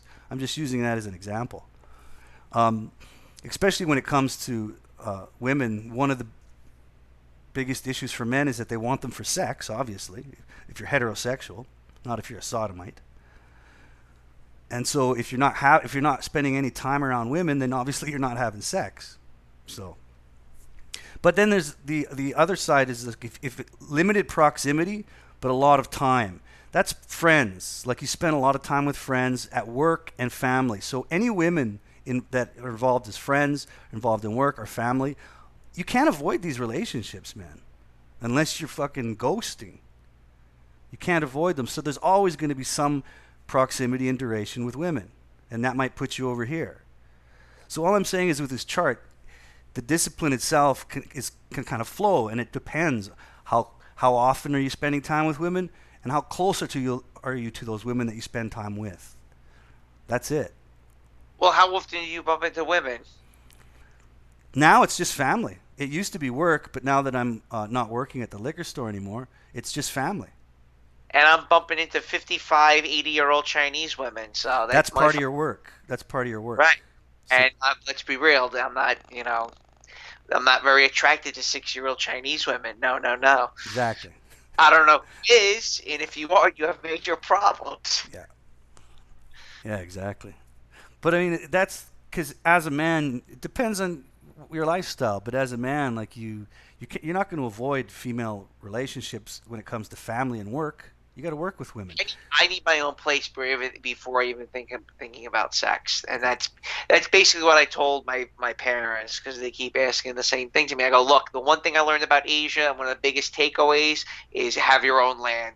Mm-hmm. I took that away from Asia. Like, if you have your own place and you own it, you have leverage over the opposite sex at all given times. Yeah. And no, you cannot move into the house. I'm going to keep teasing you that you're going to move in, but I will never let you in. Because once you move in, you're going to start thinking it's your place, and that's never going to be happening.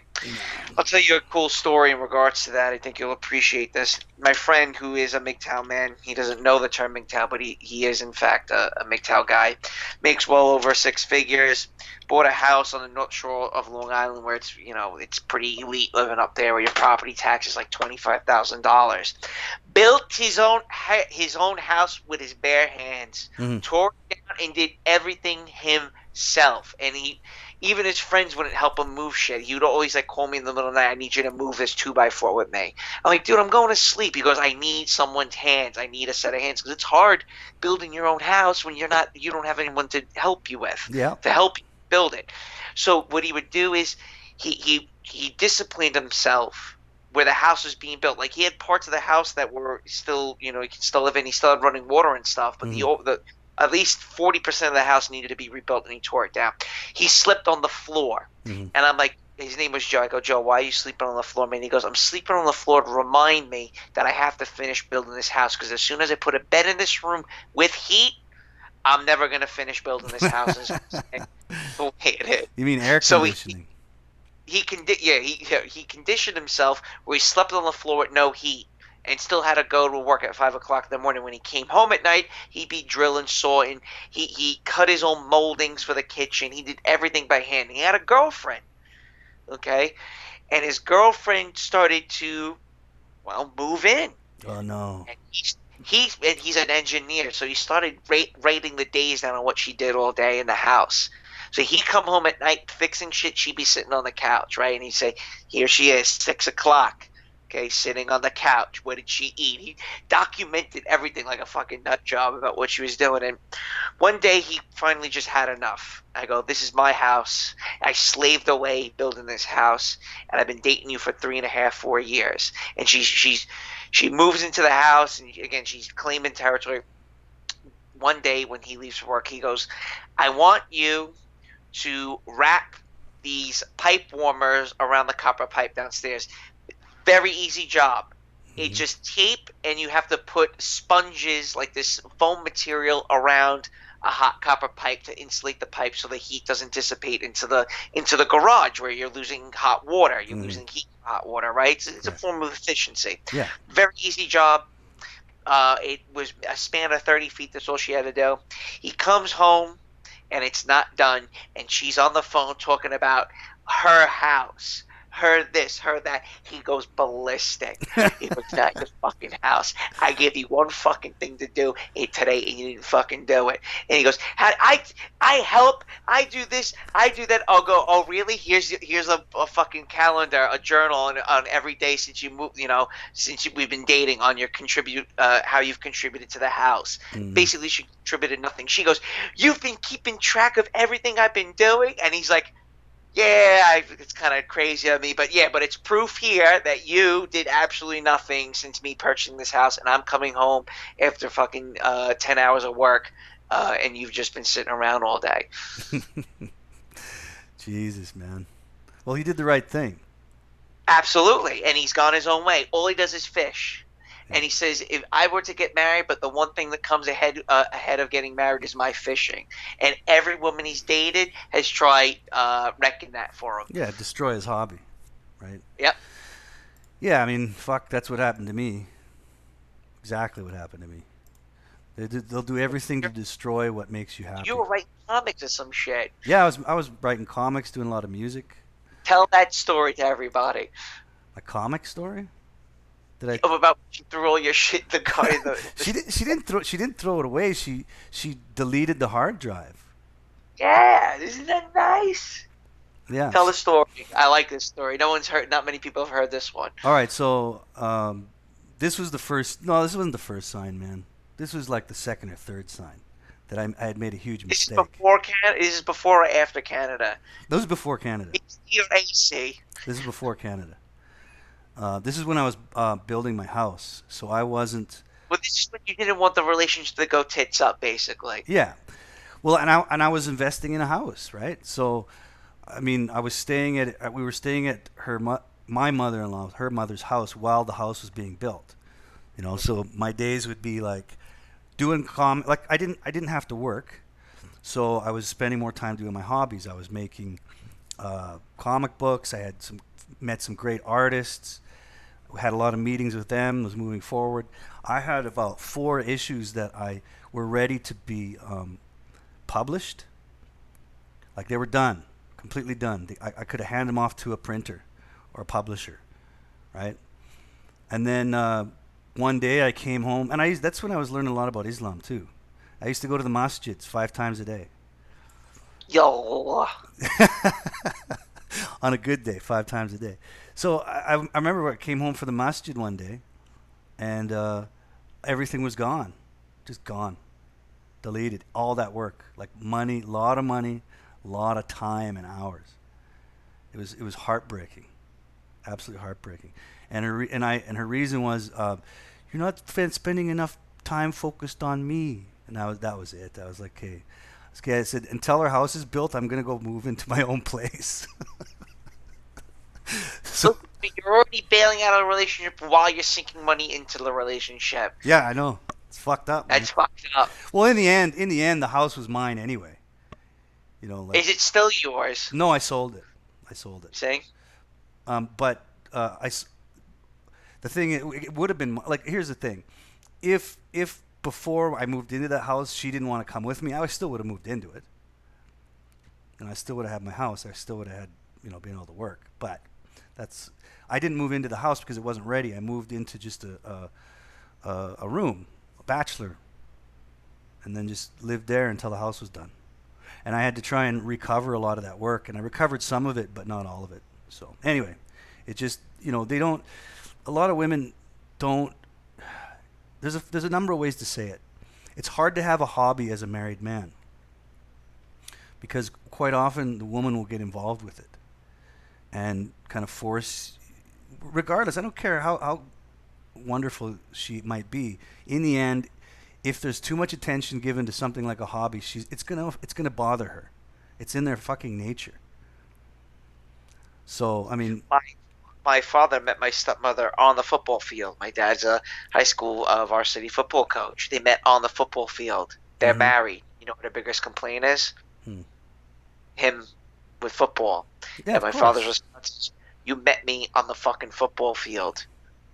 Yeah. What? Hello? Hello? Do you see the problem? You see the split in their fucking mindset? It's a form of splitting. It's a child mindset. They're children. Yeah. The infancy of a child. You met me on the football field. Now you're fighting me over football. Yeah, exactly. You knew that's important to me. Why did you marry me if you're complaining about football? Yeah, but you're right. They're like a child. They don't understand the hypocrisy of that. All they understand is that you're spending too much attention on something other than me. They get jealous of your hobby. They get jealous of your being able to be happy doing very simple things. The dichotomy, the contradictions, okay? It's you're a victim of a catch-22, okay? It's universal health care and open borders. Why? That doesn't make sense. Can you please repeat that to me? Say it again. Universal health care, Medicaid for everybody, open borders. Yeah, I'm serious. So, okay, you're against global warming and climate change, bringing people who are going to barbecue inside of a house. Yeah. No, they don't. That's how you know that your government is run by women, right? What I just stated. I spelt it out there right for you. Boom. You want abortions. You want open borders. You believe in climate change, but your own decadence and debauchery are the calorie intake for the things you want and depleting of natural resources for your lifestyle, but you're for climate change. You're for 70% tax for new infrastructure and things like that, but at the same time, you don't want to give up the champagne on the beach. Yeah, absolutely.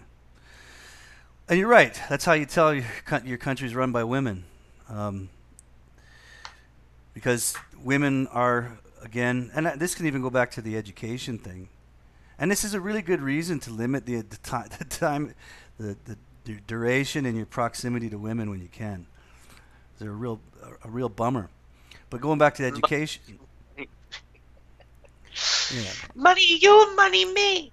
It's a Yeah. money me now world, Rico. Money me now. Money me mom, money me now. Yeah.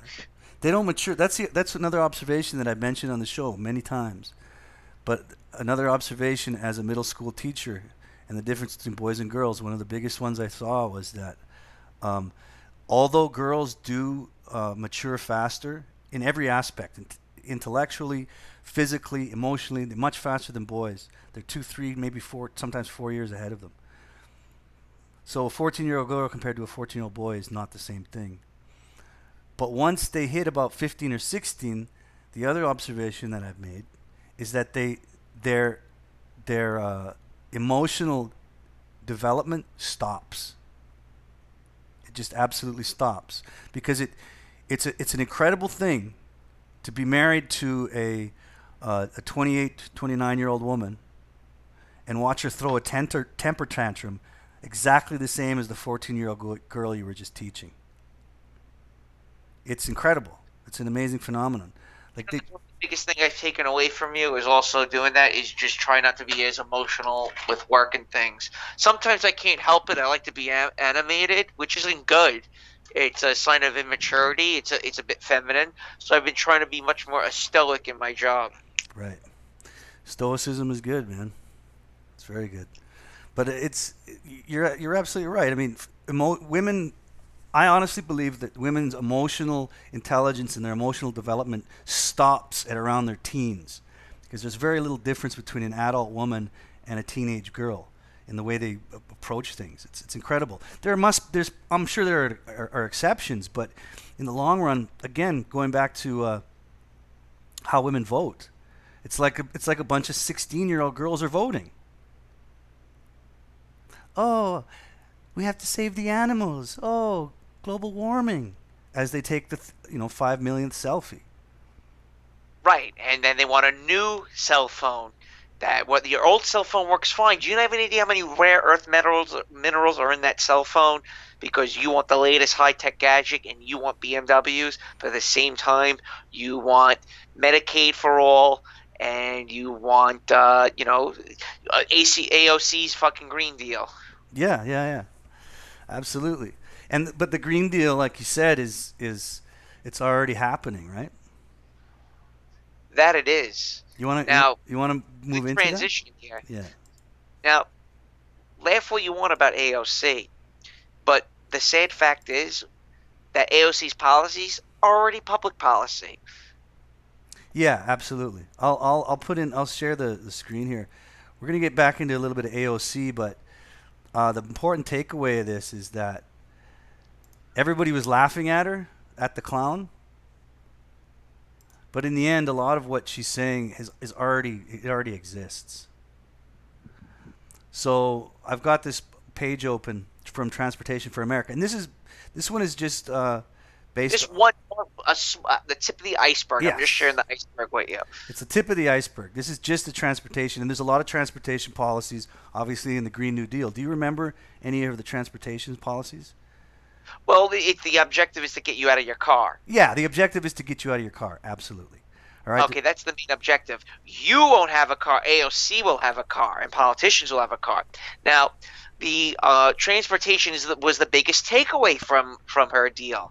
Oh my God, she wants to abolish cars. Well, it's already been happening. We remember cash for clunkers. Me and Ayam have covered cash for clunkers, how that was just a big move to get rid of used cars off the roads, forcing you to lease, not own, Yep. but to be charged interest for basically renting a car for an extended period. Yep. And with the transportation, the idea of promoting high-speed transit. Now, in the United States, we don't need high transit. It's not necessary. The reason why we don't need it is because the distances from one big city to another. The only region that really requires high-speed transit happens to be the Northeast region: Boston, New York City, Washington, D.C., Philadelphia.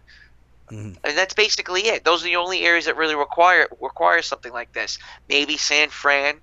But if you look at LA, it's car oriented, yeah. And the distance from Dallas to Houston's too great to have such a high speed rail. Yeah, absolutely. In the more densely populated areas. But obviously, this is about the new Green Deal, is about getting as many people out of their cars as possible. Because I know that she's talked about bike trails and that kind of shit. But sodomite on a bike. Sodomite on a bike, man.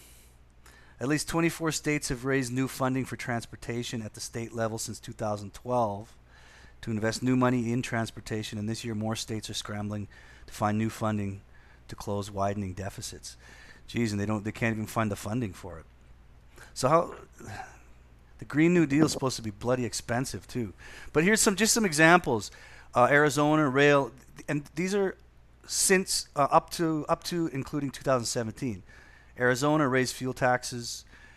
West Virginia increased gas tax. South Carolina increased fuel tax. Tennessee increased gas tax. Another one, Arizona. Is AZ Arizona? Yeah. And AR's Arkansas. But anyway, this list here. Look at some of the dollars though. 285 million, 800 million, 250 million, 300. Big figures. Big numbers, man. And these are for these different states. Some of them have 6 billion, California. Increased gas tax 12% per gallon. 6 billion. Right. Yeah. So again, it's basically her deal. I mean, regardless of the finances, it seems that the left, the proverbial left, okay, the progressives don't really care about the money aspect of things, which is why I think the debt clock is just going to keep going and it's just never going to stop. I don't think there's going to be an economic crash. Look at that one you just pulled up. Look Yeah. at this. This is Oregon. And this is good because you understand the West Coast, pretty much from Oregon down to or Washington to California, is very, very liberal, and obviously would be in support of a Green Deal, of something like a Green Deal. And here it's showing a chart where it wants 23% less people driving and more people on the bus. Well, at the same time, the cost of public transportation skyrockets to that to equals having a vehicle. Yeah. So it's not even economically viable for the people that use these forms of transportation. That having your own car, you're better off. Why do I have to be at the whims if the trains are running on time or not? It's horrible. When I leave work, man, it's playing Russian roulette every single night. Oh yeah, man, I'm sure. And I mean, if this is basically, these concepts are not old, and the new Green Deal. I don't know, man. What do you make of it? Because she's not proposing anything new. No, but the point I'm trying to make is everyone's laughing at it, but it's already here. Yeah, exactly. So why do you think they had her kind of be a poster child for it? Well, she's young, she's hip, and she's sexy. Right. She's the hot and tot little thing on the progressive side, and she's not going to go anyway for a long. She's here to stay for a long time, I think. Well, and she's making a lot of money too, so why should she want to go anywhere? Fuck. So the one big takeaway from what you've just pulled up here is that this is exactly what the Yellow Vest protests are over the gas tax, to promote more, bicycle paths instead of people driving cars. Because who does this hurt the most? It's obviously the middle class. The middle class, yeah, the middle class. Can't get to work. And you got to remember too, a vehicle also allows, especially if you have children too. And I guess that's another reason why they want people to just stop having children. They're just easier to control. You don't need a car. Well, you're yeah. childless. It is part of Agenda 21.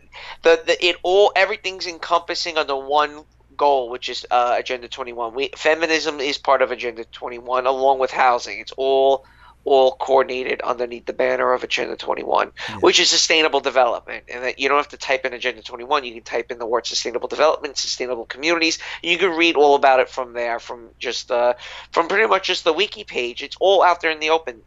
The article you just pulled up, I pulled that off of AOC's platform. I just went 2 or 3 links into the PDF, and that's how I found that. Yeah. Victor von Frankenstein, yes, he says, "Oh God, did he just call AOC sexy?" Yes, he did. I did. Sexy. You see her on that? You see her jumping around on that rooftop, her titties dangling and stuff. Yeah, that wasn't bad. But she was younger then. She was probably a few years younger. She's 29 now. She's kind of past the nubile age. She's got another. She's got some. She's a MILF in porn world now. Yeah, yeah, and she's kind of just beyond the nubile stage. She's got a fit body. I mean, you can't deny that. But she does kind of look like a horse. I'd have to agree. Make Kung for wrong. What do you know about Mr. Hands, bro? Do you know who Mr. Hands is? Ayam, do you know who Mr. Hands is? No. Farang, should I get into what the story about Mr. Hands? Should I share that story to everyone? Let's see what he says. Victor says the Latin Sarah Jessica Parker. Yeah, she's really got like a horsey looking face. But she's dim lighting and a lot of makeup. You can make just about any thought look pretty. Make conference says do it. The other Victor says no. Well, Ayam, are you sure you really want to know about Mr. Hands? Yeah, sure. Why not? The story of 2 guys, 1 horse, and we're going to digress here. So, a engineer at Boeing who made well into the hundreds of thousands. He was an aviation engineer, in Washington State. He would go out at night with his friend to record videos of him getting sodomized by a horse. And one night, one hard thrust perforated his colon. I'll never forget it. That's what you hear when he gets fucked by this big fucking horse, right? Okay. He after he got fucked by the horse, sodomized by the horse, he realized that he had to go to the hospital. But if he were to go to the hospital, his job, Boeing's going to find out that he got ass fucked by a horse. So he tried holding off going to the hospital, but an hour later, realizing that it was too, he really truly had to go to the hospital, he died. Jesus, where did you, Mr. Hands? I never heard that before. Mr. Hands. That was that in Cambodia? No, Seattle, Washington. Oh, Seattle. It was in Seattle. No, it's in the countryside of Washington, but he worked for Boeing. There's like a documentary on it or some shit. It's pretty crazy. But I advise all you to watch the video. Yeah, I'll check it out for sure. Mr. Hands. Mr. Hands went around the internet years ago. Yeah, it was like 10 years ago. So the AOC story is still really a hot topic. People won't shut up about it. Not so much the 70% thing. It's more about the Amazon. A lot of people still don't seem to understand or grasp how bad Amazon would have been for New York. I really don't understand how people would be for it, other than 25,000 jobs. Oh my God, how could they do that? And they're saying that the far right put a billboard up in Times Square. I don't believe it. I don't believe it. First of all, the Times Square would never allow someone from the far right or Republican post an advertisement in Times Square. There's no way. What did they say the advertisement said? Well, let's look. Let me go ahead and Google that. Hold on. Just a moment. AOC Times Square. I've got the New York Post article about the man who blew the deal, but I don't. Hold on. Thanks for nothing, AOC. Hey, AOC, saw your whack tweet. Hey, AOC, the billboard costs about $4,000, but you cost New York 25,000 jobs and $4 billion annual lost wages. Ouch. JCN. I'm gonna look that up. What JCN is? Who paid for that ad? That's the question.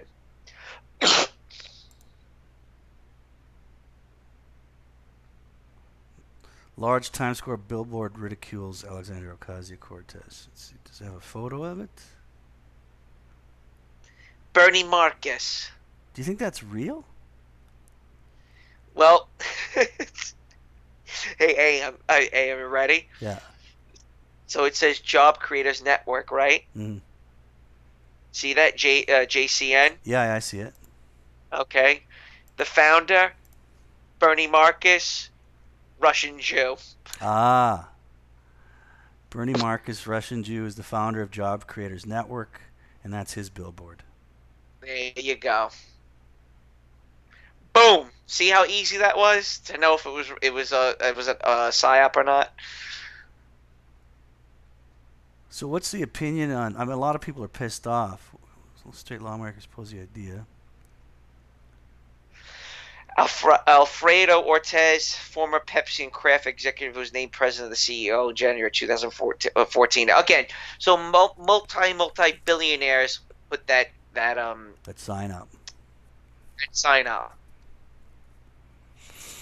and they're calling it Republican. Yeah, but it's a multi-billionaire Jew, so we don't know. We doubt he's a Republican. Right, but so they labeled it that Job Creators Network is it says it. It says the JCN is a conservative U.S. advocacy group founded by Bernie Marcus, the billionaire who co-founded former CEO of Home Depot. So okay. So you see this the attack coming from both sides. It's coming from the de Blasios and Cuomo, that faction of progressive Democrats, and you're getting hit with a bit of the neocon angle to it from the TradCon, your Mitt Romney branch of the Republican Party that we're trying to get rid of. Yeah. Victor Frankenstein says those large companies never generate the jobs. Look at Foxconn in Wisconsin. I don't know Foxconn, man. I don't know anything about that. I know Foxconn is over there, but they just got there from what I understand. They haven't been there that long. Well, it would seem like a project like that, most of the work, the regular work, would probably be construction. And then once it's built, then those guys are out of job. Right. And then they supply bricks to another enslavement camp. Yeah, and then the corporation itself hires probably a lot of office level people, but on the ground, I really doubt there'll be many jobs. Everything's automated. Well, it's the part of the boutique economy. It's going to be Turkish bathhouses and coffee shops. Yeah. He says they need to go back to honest mom and pop shops, but I doubt that will happen. Maybe past collapse. Yeah. Gentrification will not allow that. Gentrification will never allow that. You want a vegan sandwich and a coffee that costs $20, and then you can go upstairs and work for Amazon in your cubicle. You know the neighborhood that I bought that store on the edge of for the cannabis? There, when I was in the final meeting to get approval by the city, there was someone else in there too. It was another property manager and engineer that were in there because they have a huge plan for developing the neighborhood behind me, and it's basically gentrification. It's basically more bike paths, less roads. So yeah, that shit's happening here too, man. Well, it's good where you are. That means your property will go up in value. Yeah. And that's part of the enslavement. They know your property is going to go up in value, so they're going to buy it from you, and they use that money to build more of these type of rental communities, and again, pushing this boutique economy. People don't realize that in order to receive some of these tax breaks that AOC is advocate for, part of Agenda 21, is the government tells you how you have to design your property. So if you want the tax break, it needs to have certain type of lighting. The entrance to, like, the space between the sidewalk and where the front door is has to be at this length. It can't be pitch, the pitch back can't be at this angle, so on and so forth. Yeah. So it's all controlled through government policy that initiates these type of tax breaks for developers. So if people really, I'm telling everybody out there, look at new construction. When you look at new construction, tell me if you don't see a pattern or not. And that is Agenda 21. Yeah. You're going to see there's going to be no balconies. It's like a fake out balcony where it's like you open the window and there's like some type of guardrail, but there's no actual balcony, maybe like enough to put a pot plant outside. That's Agenda 21, where there's decorative brick instead of actual brick siding. Like the facade's not real brick, it's like a slither of brick and then plywood behind it. That's Agenda 21. Okay, if you go up the stairwells of any new construction where it's just vinyl flooring, if you're to pull back the vinyl flooring, again, it's just plywood. That's Agenda 21. And people also need to understand that part of Agenda 21 is also how they've deregulated new construction materials. So buildings like this can go up in flames very easy. And if you remember a few years ago, there was that huge high-rise fire in England. Yep. I'm going to pull that up. I want to get the name of it. England. England. Ugh.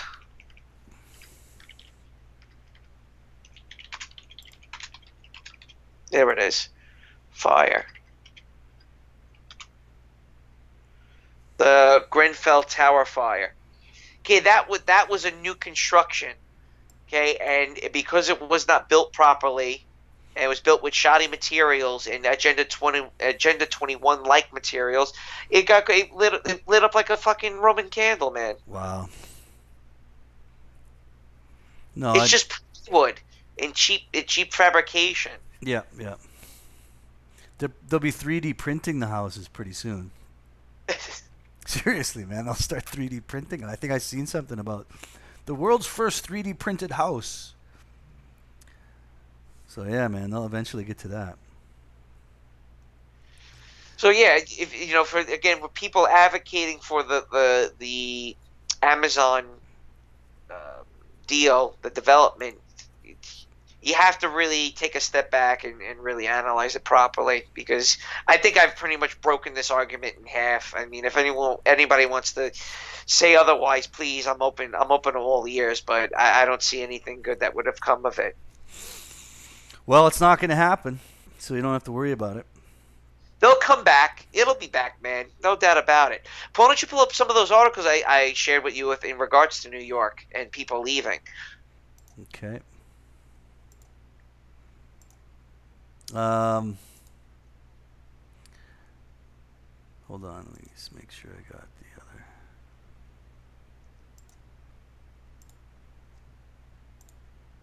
There was one here you sent me. Why more people are leaving New York than any other state? Yeah, pull up either or.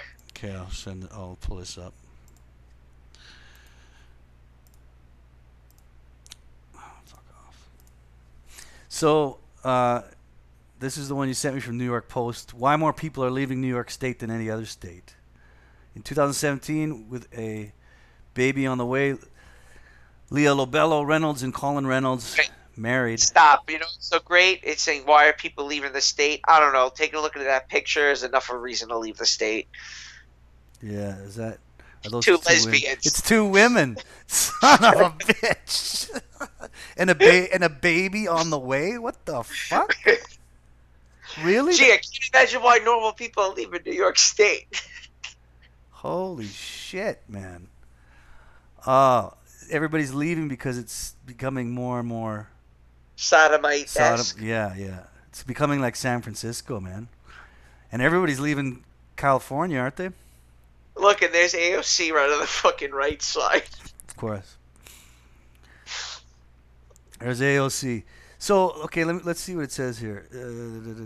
Staying in the city wasn't feasible. Commuting to and from the suburbs each day wasn't the life they wanted.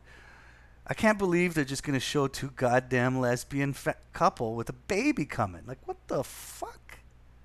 Go fuck yourself. Mind you, this is a New York Post, and it's supposed to be, like, more conservative.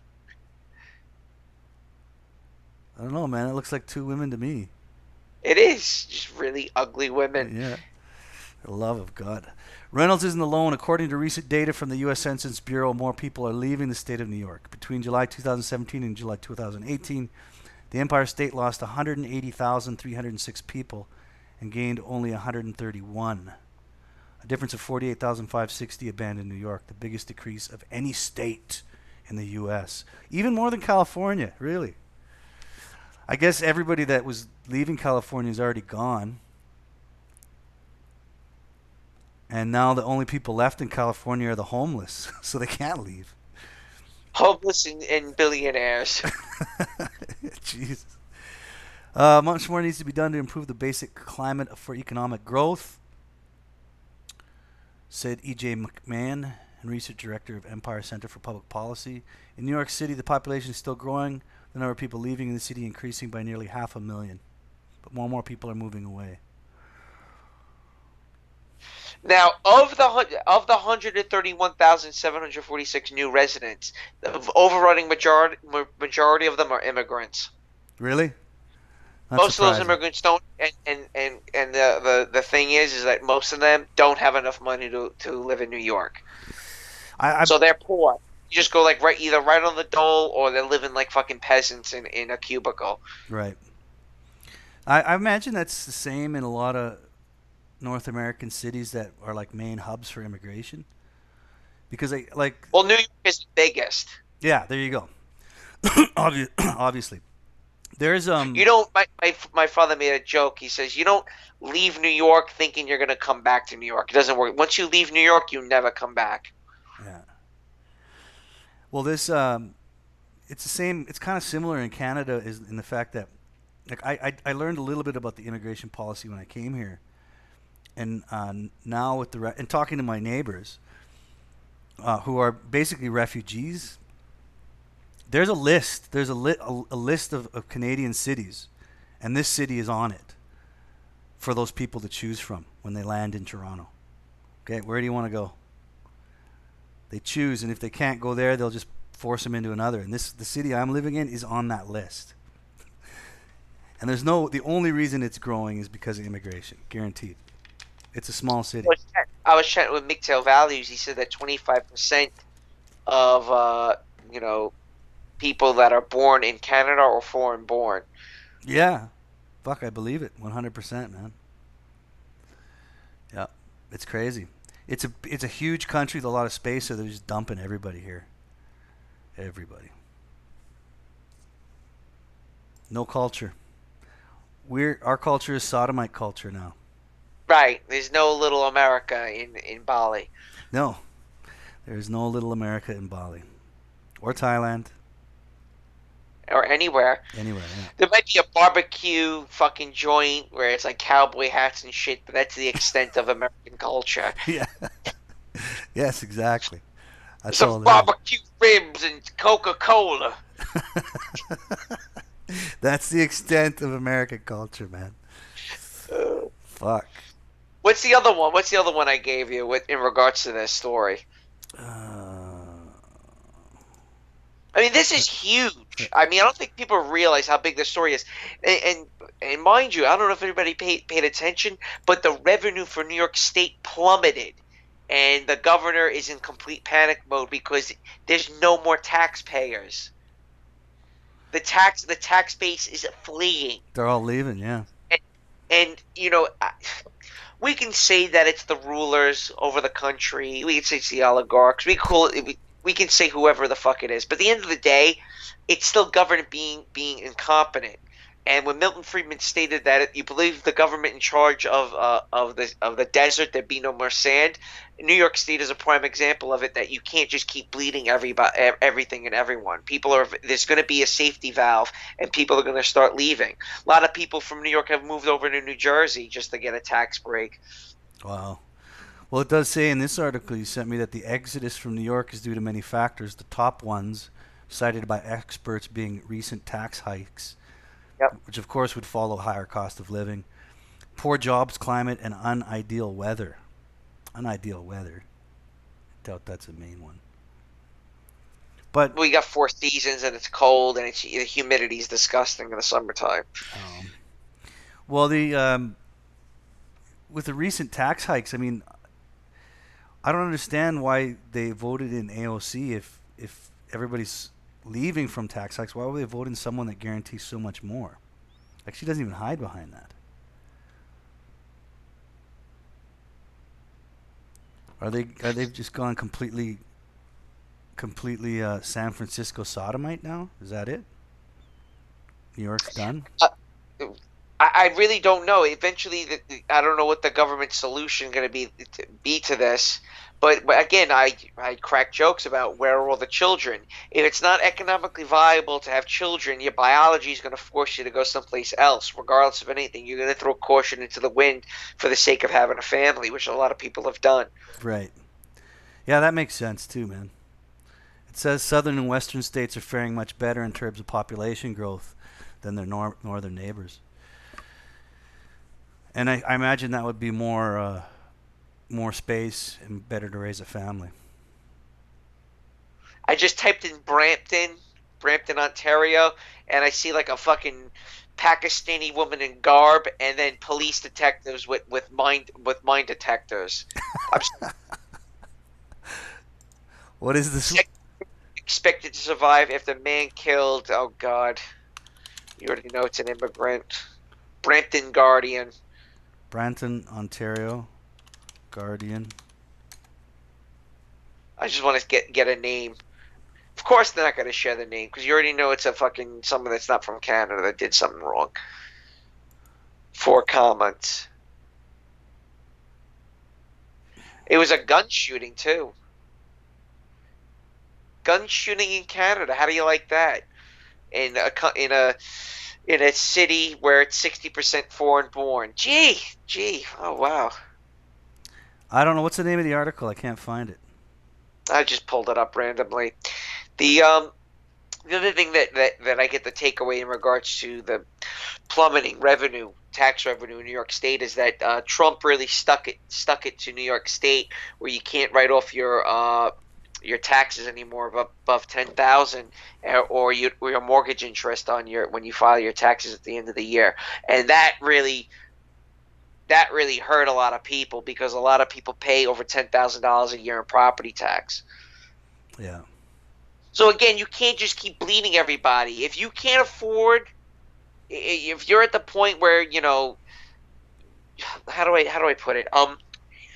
There is a lot of money in New York. There's no doubt about it. But when you're a baby boomer, passing the age of 55, and you want to retire, and it's becoming economically not viable for you to retire in the state of New York, you're going to leave. Mm. And the people with the largest amount of money and the biggest war chest are, in fact, the baby boomers. And they're just going to keep hemorrhaging the retirement money through taxes and regulations. They're leaving now. Yeah, I think that's why they're bringing in immigrants. They want to replace the boomers. Right, but they're not economically as viable. Yeah. I mean, as much as I like my immigrants, I love my little Mexican workers and shit. They're great, but they're not getting paid a livable wage moving here. No. Okay, because they're immigrants. You're going to underpay them, right? They don't speak English. They're not educated. They're really not educated. I mean, a lot of them are not educated. And here's the other thing that no one wants to talk about is, guess what? The ones that have been here for the past 20 years, they're going to leave with the money. They're not going to stay. Yeah. So a lot of people just want to return back to their roots. Now, because it's a globalized world, you give the incentive for immigrants to come here, make the money, and leave with the money. Well, they could do what Saudi Arabia does and just keep their passports. They could do that. Just keep their passports. Sorry, you're not going home. Get to work. Well, what if I'm a Saudi thought? If you're a Saudi thought, it works the other way, man. You come here. Fuck.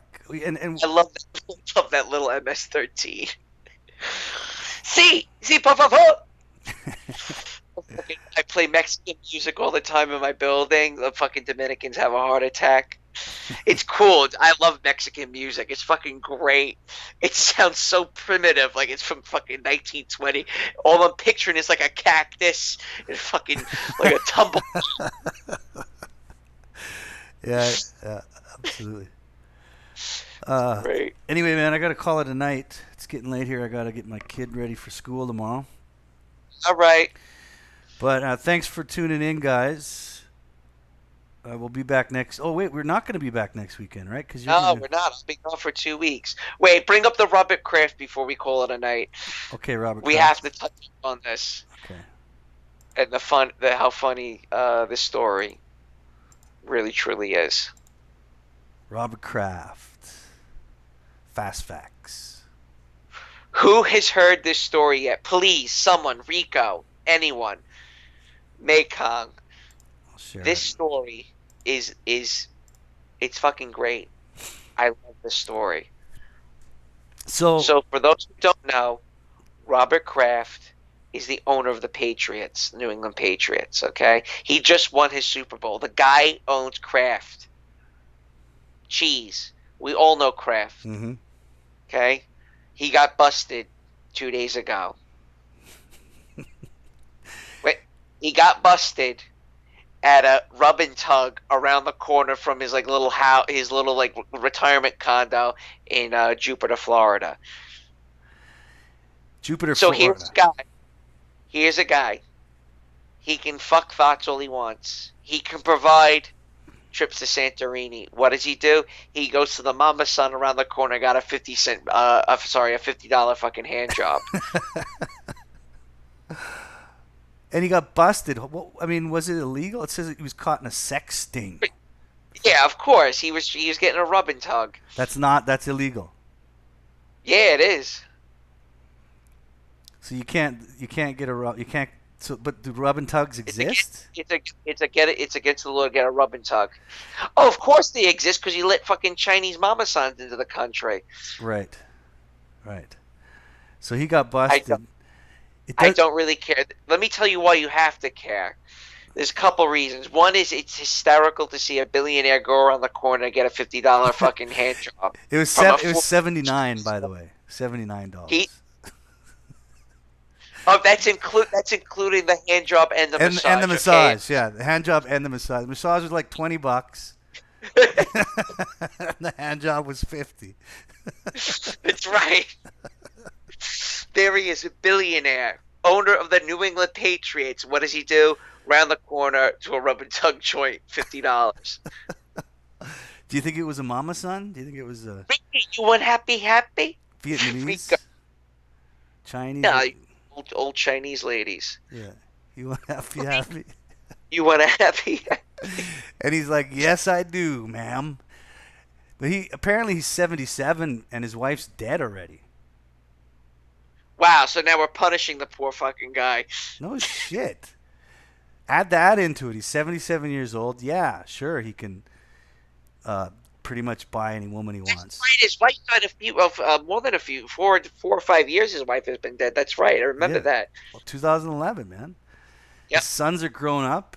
This poor bastard can't drive down to the. You know what probably happened? He probably wasn't going there. He probably just saw it on his way, and thought, "Hey, man." You know what I mean? Just like it was like a impulse buy. Well, I'm going to tell you the sinister psyop behind this. Robert Kraft is a Republican. Diehard Trump supporter. I say they're punishing him because he's a Republican, and Tom Brady is a big Donald Trump supporter also.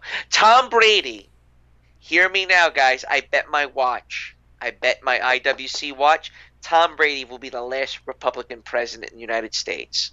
You know what? As you were saying that, in the article, it says this. Get this for some Orwellian doublespeak. Here you go. The spa was among 10 shut down in the spa he went to. It was apparently a month-long investigation, is what the article says, of the spa. Right, yeah, okay. The spa was among 10 shut down in Orlando, Palm Beach County, and the Treasure Coast after a several-month investigation revealed women there were what? What do you think they were doing? How do you think they're going to describe this? Sex trafficking. Were in sexual servitude. The women were in. What the fuck does that mean? They were in. Why don't you just say the women in there were giving fucking hand jobs? The fuck is sexual servitude? But I mean, that's the liberal way of painting it. You can never see the women as a victim. I mean, as a prostitute. Yeah. Is a form of it. A hand job is indentured servitude, apparently, for $50. Yeah, they're in sexual servitude. He had to actually grab her hand, put her hand on his penis, and give himself a fucking hand job using her hand. Robert Kraft whispered, "You have happy." You have happy. Jesus. I give you happy $50. And there he is negotiating. He doesn't speak a word of Chinese. He's just showing dollar bills. No, not this one. This one. Shh. There's the other guy in the fucking the partition wall's about to fall over. Well, here's another part of PSYOP, man. There you go. And another thing they'd like to do is have video evidence for blackmail, right? Mm-hmm. And they've got it. It says police also confirm they have video evidence capturing the sex act. So they have a fucking video of this old Chinese lady giving this 70-year-old Republican a hand job. What the fuck? They got a copy of it. Dude, if I was Robert Kraft, I'd be like, that is so disgusting. What is wrong? You just contort all of this. When you're in the middle of court over this, you just contort the whole judicial system, saying, look how sick they are. What's wrong with them making videos of me like this? Yeah, it also says here, He's 25 people who will face charges in connection to a crackdown of human trafficking and spa sex acts. They always got to put that human trafficking in there. You know, the only people that That's the new thing. yeah, man. That's the new thing. The only people that are trafficking humans are the people that fucking write our laws. Those are the only people doing it. Imagine having like a bunch of guys with fucking M16s, you know, throwing tear gas into this fucking spa where you're just trying to get a hand job. Fucking horrible, man. Get on the ground! Human trafficking! You're laying there with a fucking hard on and the scared Chinese lady. Yo, G.I. Joe grabs the mama's son, throws her over his shoulder. Holy Christ. She's like in her pajamas. There's some fucking tranquil Chinese music fucking playing, and nothing out of nowhere just comes chaos. America! Police said Kraft was driven to the spa by a chauffeur. It appears when you go to the spa for half an hour, the fee would be $59. For an hour, that would be $79. That was what the lead detective said. He could not say how long Kraft was allegedly there or what he paid. So we don't even know if he got the $79. He might have just gone for the $59, the 30 minutes. I mean, how long does a 77... They were following him. That's it. Yeah. How long does a 77-year-old man need to get a hand job? Probably not an hour. I bet you he was on his way to buy some beer, looked out the window of his limousine and said, "Hey, man, pull over there. I'll be out in 30 minutes." I bet you that's what happened. But you think with the amount of money I just think he's just a regular dude, to be honest with you. You know what I mean? He'd be billionaire or not. He's like, just $60 is all right. Yeah, absolutely. Why not? He's like a good deal. He's not going to be bringing thoughts on his yacht in fucking Santorini. Yeah, and he doesn't. Maybe he's 77, man. He doesn't have the energy. Like he's in He's in an old man retirement fucking community. That's where he's at, and he just went fucking cruising around. Yeah. Unbelievable. But yeah, I think it has to do with his political leanings. That's why they attacked him. Well, we'll see what happens. It says the NFL is aware of the ongoing law enforcement matter and will continue to monitor developments. I didn't know that it was illegal. I think you can pay for a rub and tug here, and it's legal. Really? Yeah. No, it's totally legal here. And again, it's just a punishment of men. You're just trying to ruin your life, make your life miserable. Can't even get a rub and tug from an unattractive 45-year-old Chinese woman. It's not allowed. Yeah, it's sad. Sad life. But again, YouTube can promote jihadist videos fucking blowing up fucking schools. That's okay. That's liberation. You cruising back page looking for a happy. No, you got to go to jail now and you're a sex offender. Yeah. It's fucked up. And men do nothing. Men just take it all day long. Again, this thing we were talking about earlier with the chase. The whole world should be outraged over this. Nothing. I know, man. It's fucking insane. It says, isn't Kraft the owner of Gillette? I don't know, the Flanier. I don't know. No, Gillette owns the stadium. No, it's Procter and Gamble that owns Gillette. I'm pretty sure Procter and Gamble owns Gillette. Mekong Frong says, I've paid for 100,000 hand jobs. Nice, man. Well, thank God I'm leaving, man. Thank God I'm going to get out of here for 2 weeks. Yeah, that'll be great. Oh, yeah, by the way, in case you guys didn't know, Lamprey's leaving, so he'll be absent from the show for a couple weeks. In the meantime, I'll try to get some other people on and have a few shows while he's gone.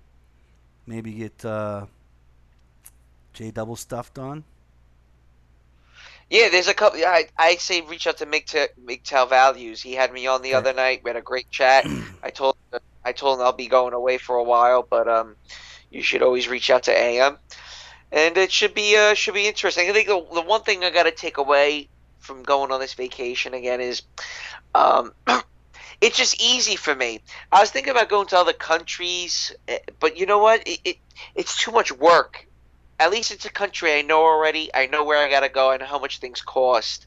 I have people to meet up while I'm there. Granted, it's a place I've already been, but do you really want to learn a whole new city in another foreign land? I just found it to be much more practical just to go over there since I already know it. Yeah. Like, where would you go? Would you just go back to Bali? You think? Bali, no, fuck no. Jakarta. Well, if I went to, I'd go back to Indonesia. If I was going to visit, I'd stay maybe 3 or 4 days in Jakarta, and then I'd just fuck off to somewhere near a beach or somewhere in the jungle. Spend the This rest of summer the I'm time. gonna come visit you. Either I'm gonna drive to you or fucking fly to you. All right. I'm gonna make it happen. But we'll be in touch. I'll definitely send you some pics and shit. And when I get back, we'll do confessions of a sex patriot. Okay, That'll sounds be good. fun. Sounds good. All right. All right, guys. Well, anyway, thanks for tuning in. And like I said, Lamprey will be gone for a couple of weeks, but I'll try to throw some stuff together in the meantime. So just stay tuned, everybody. Stay psyched. Stay wise. Stay MGTOW. You bet, guys. Take it easy.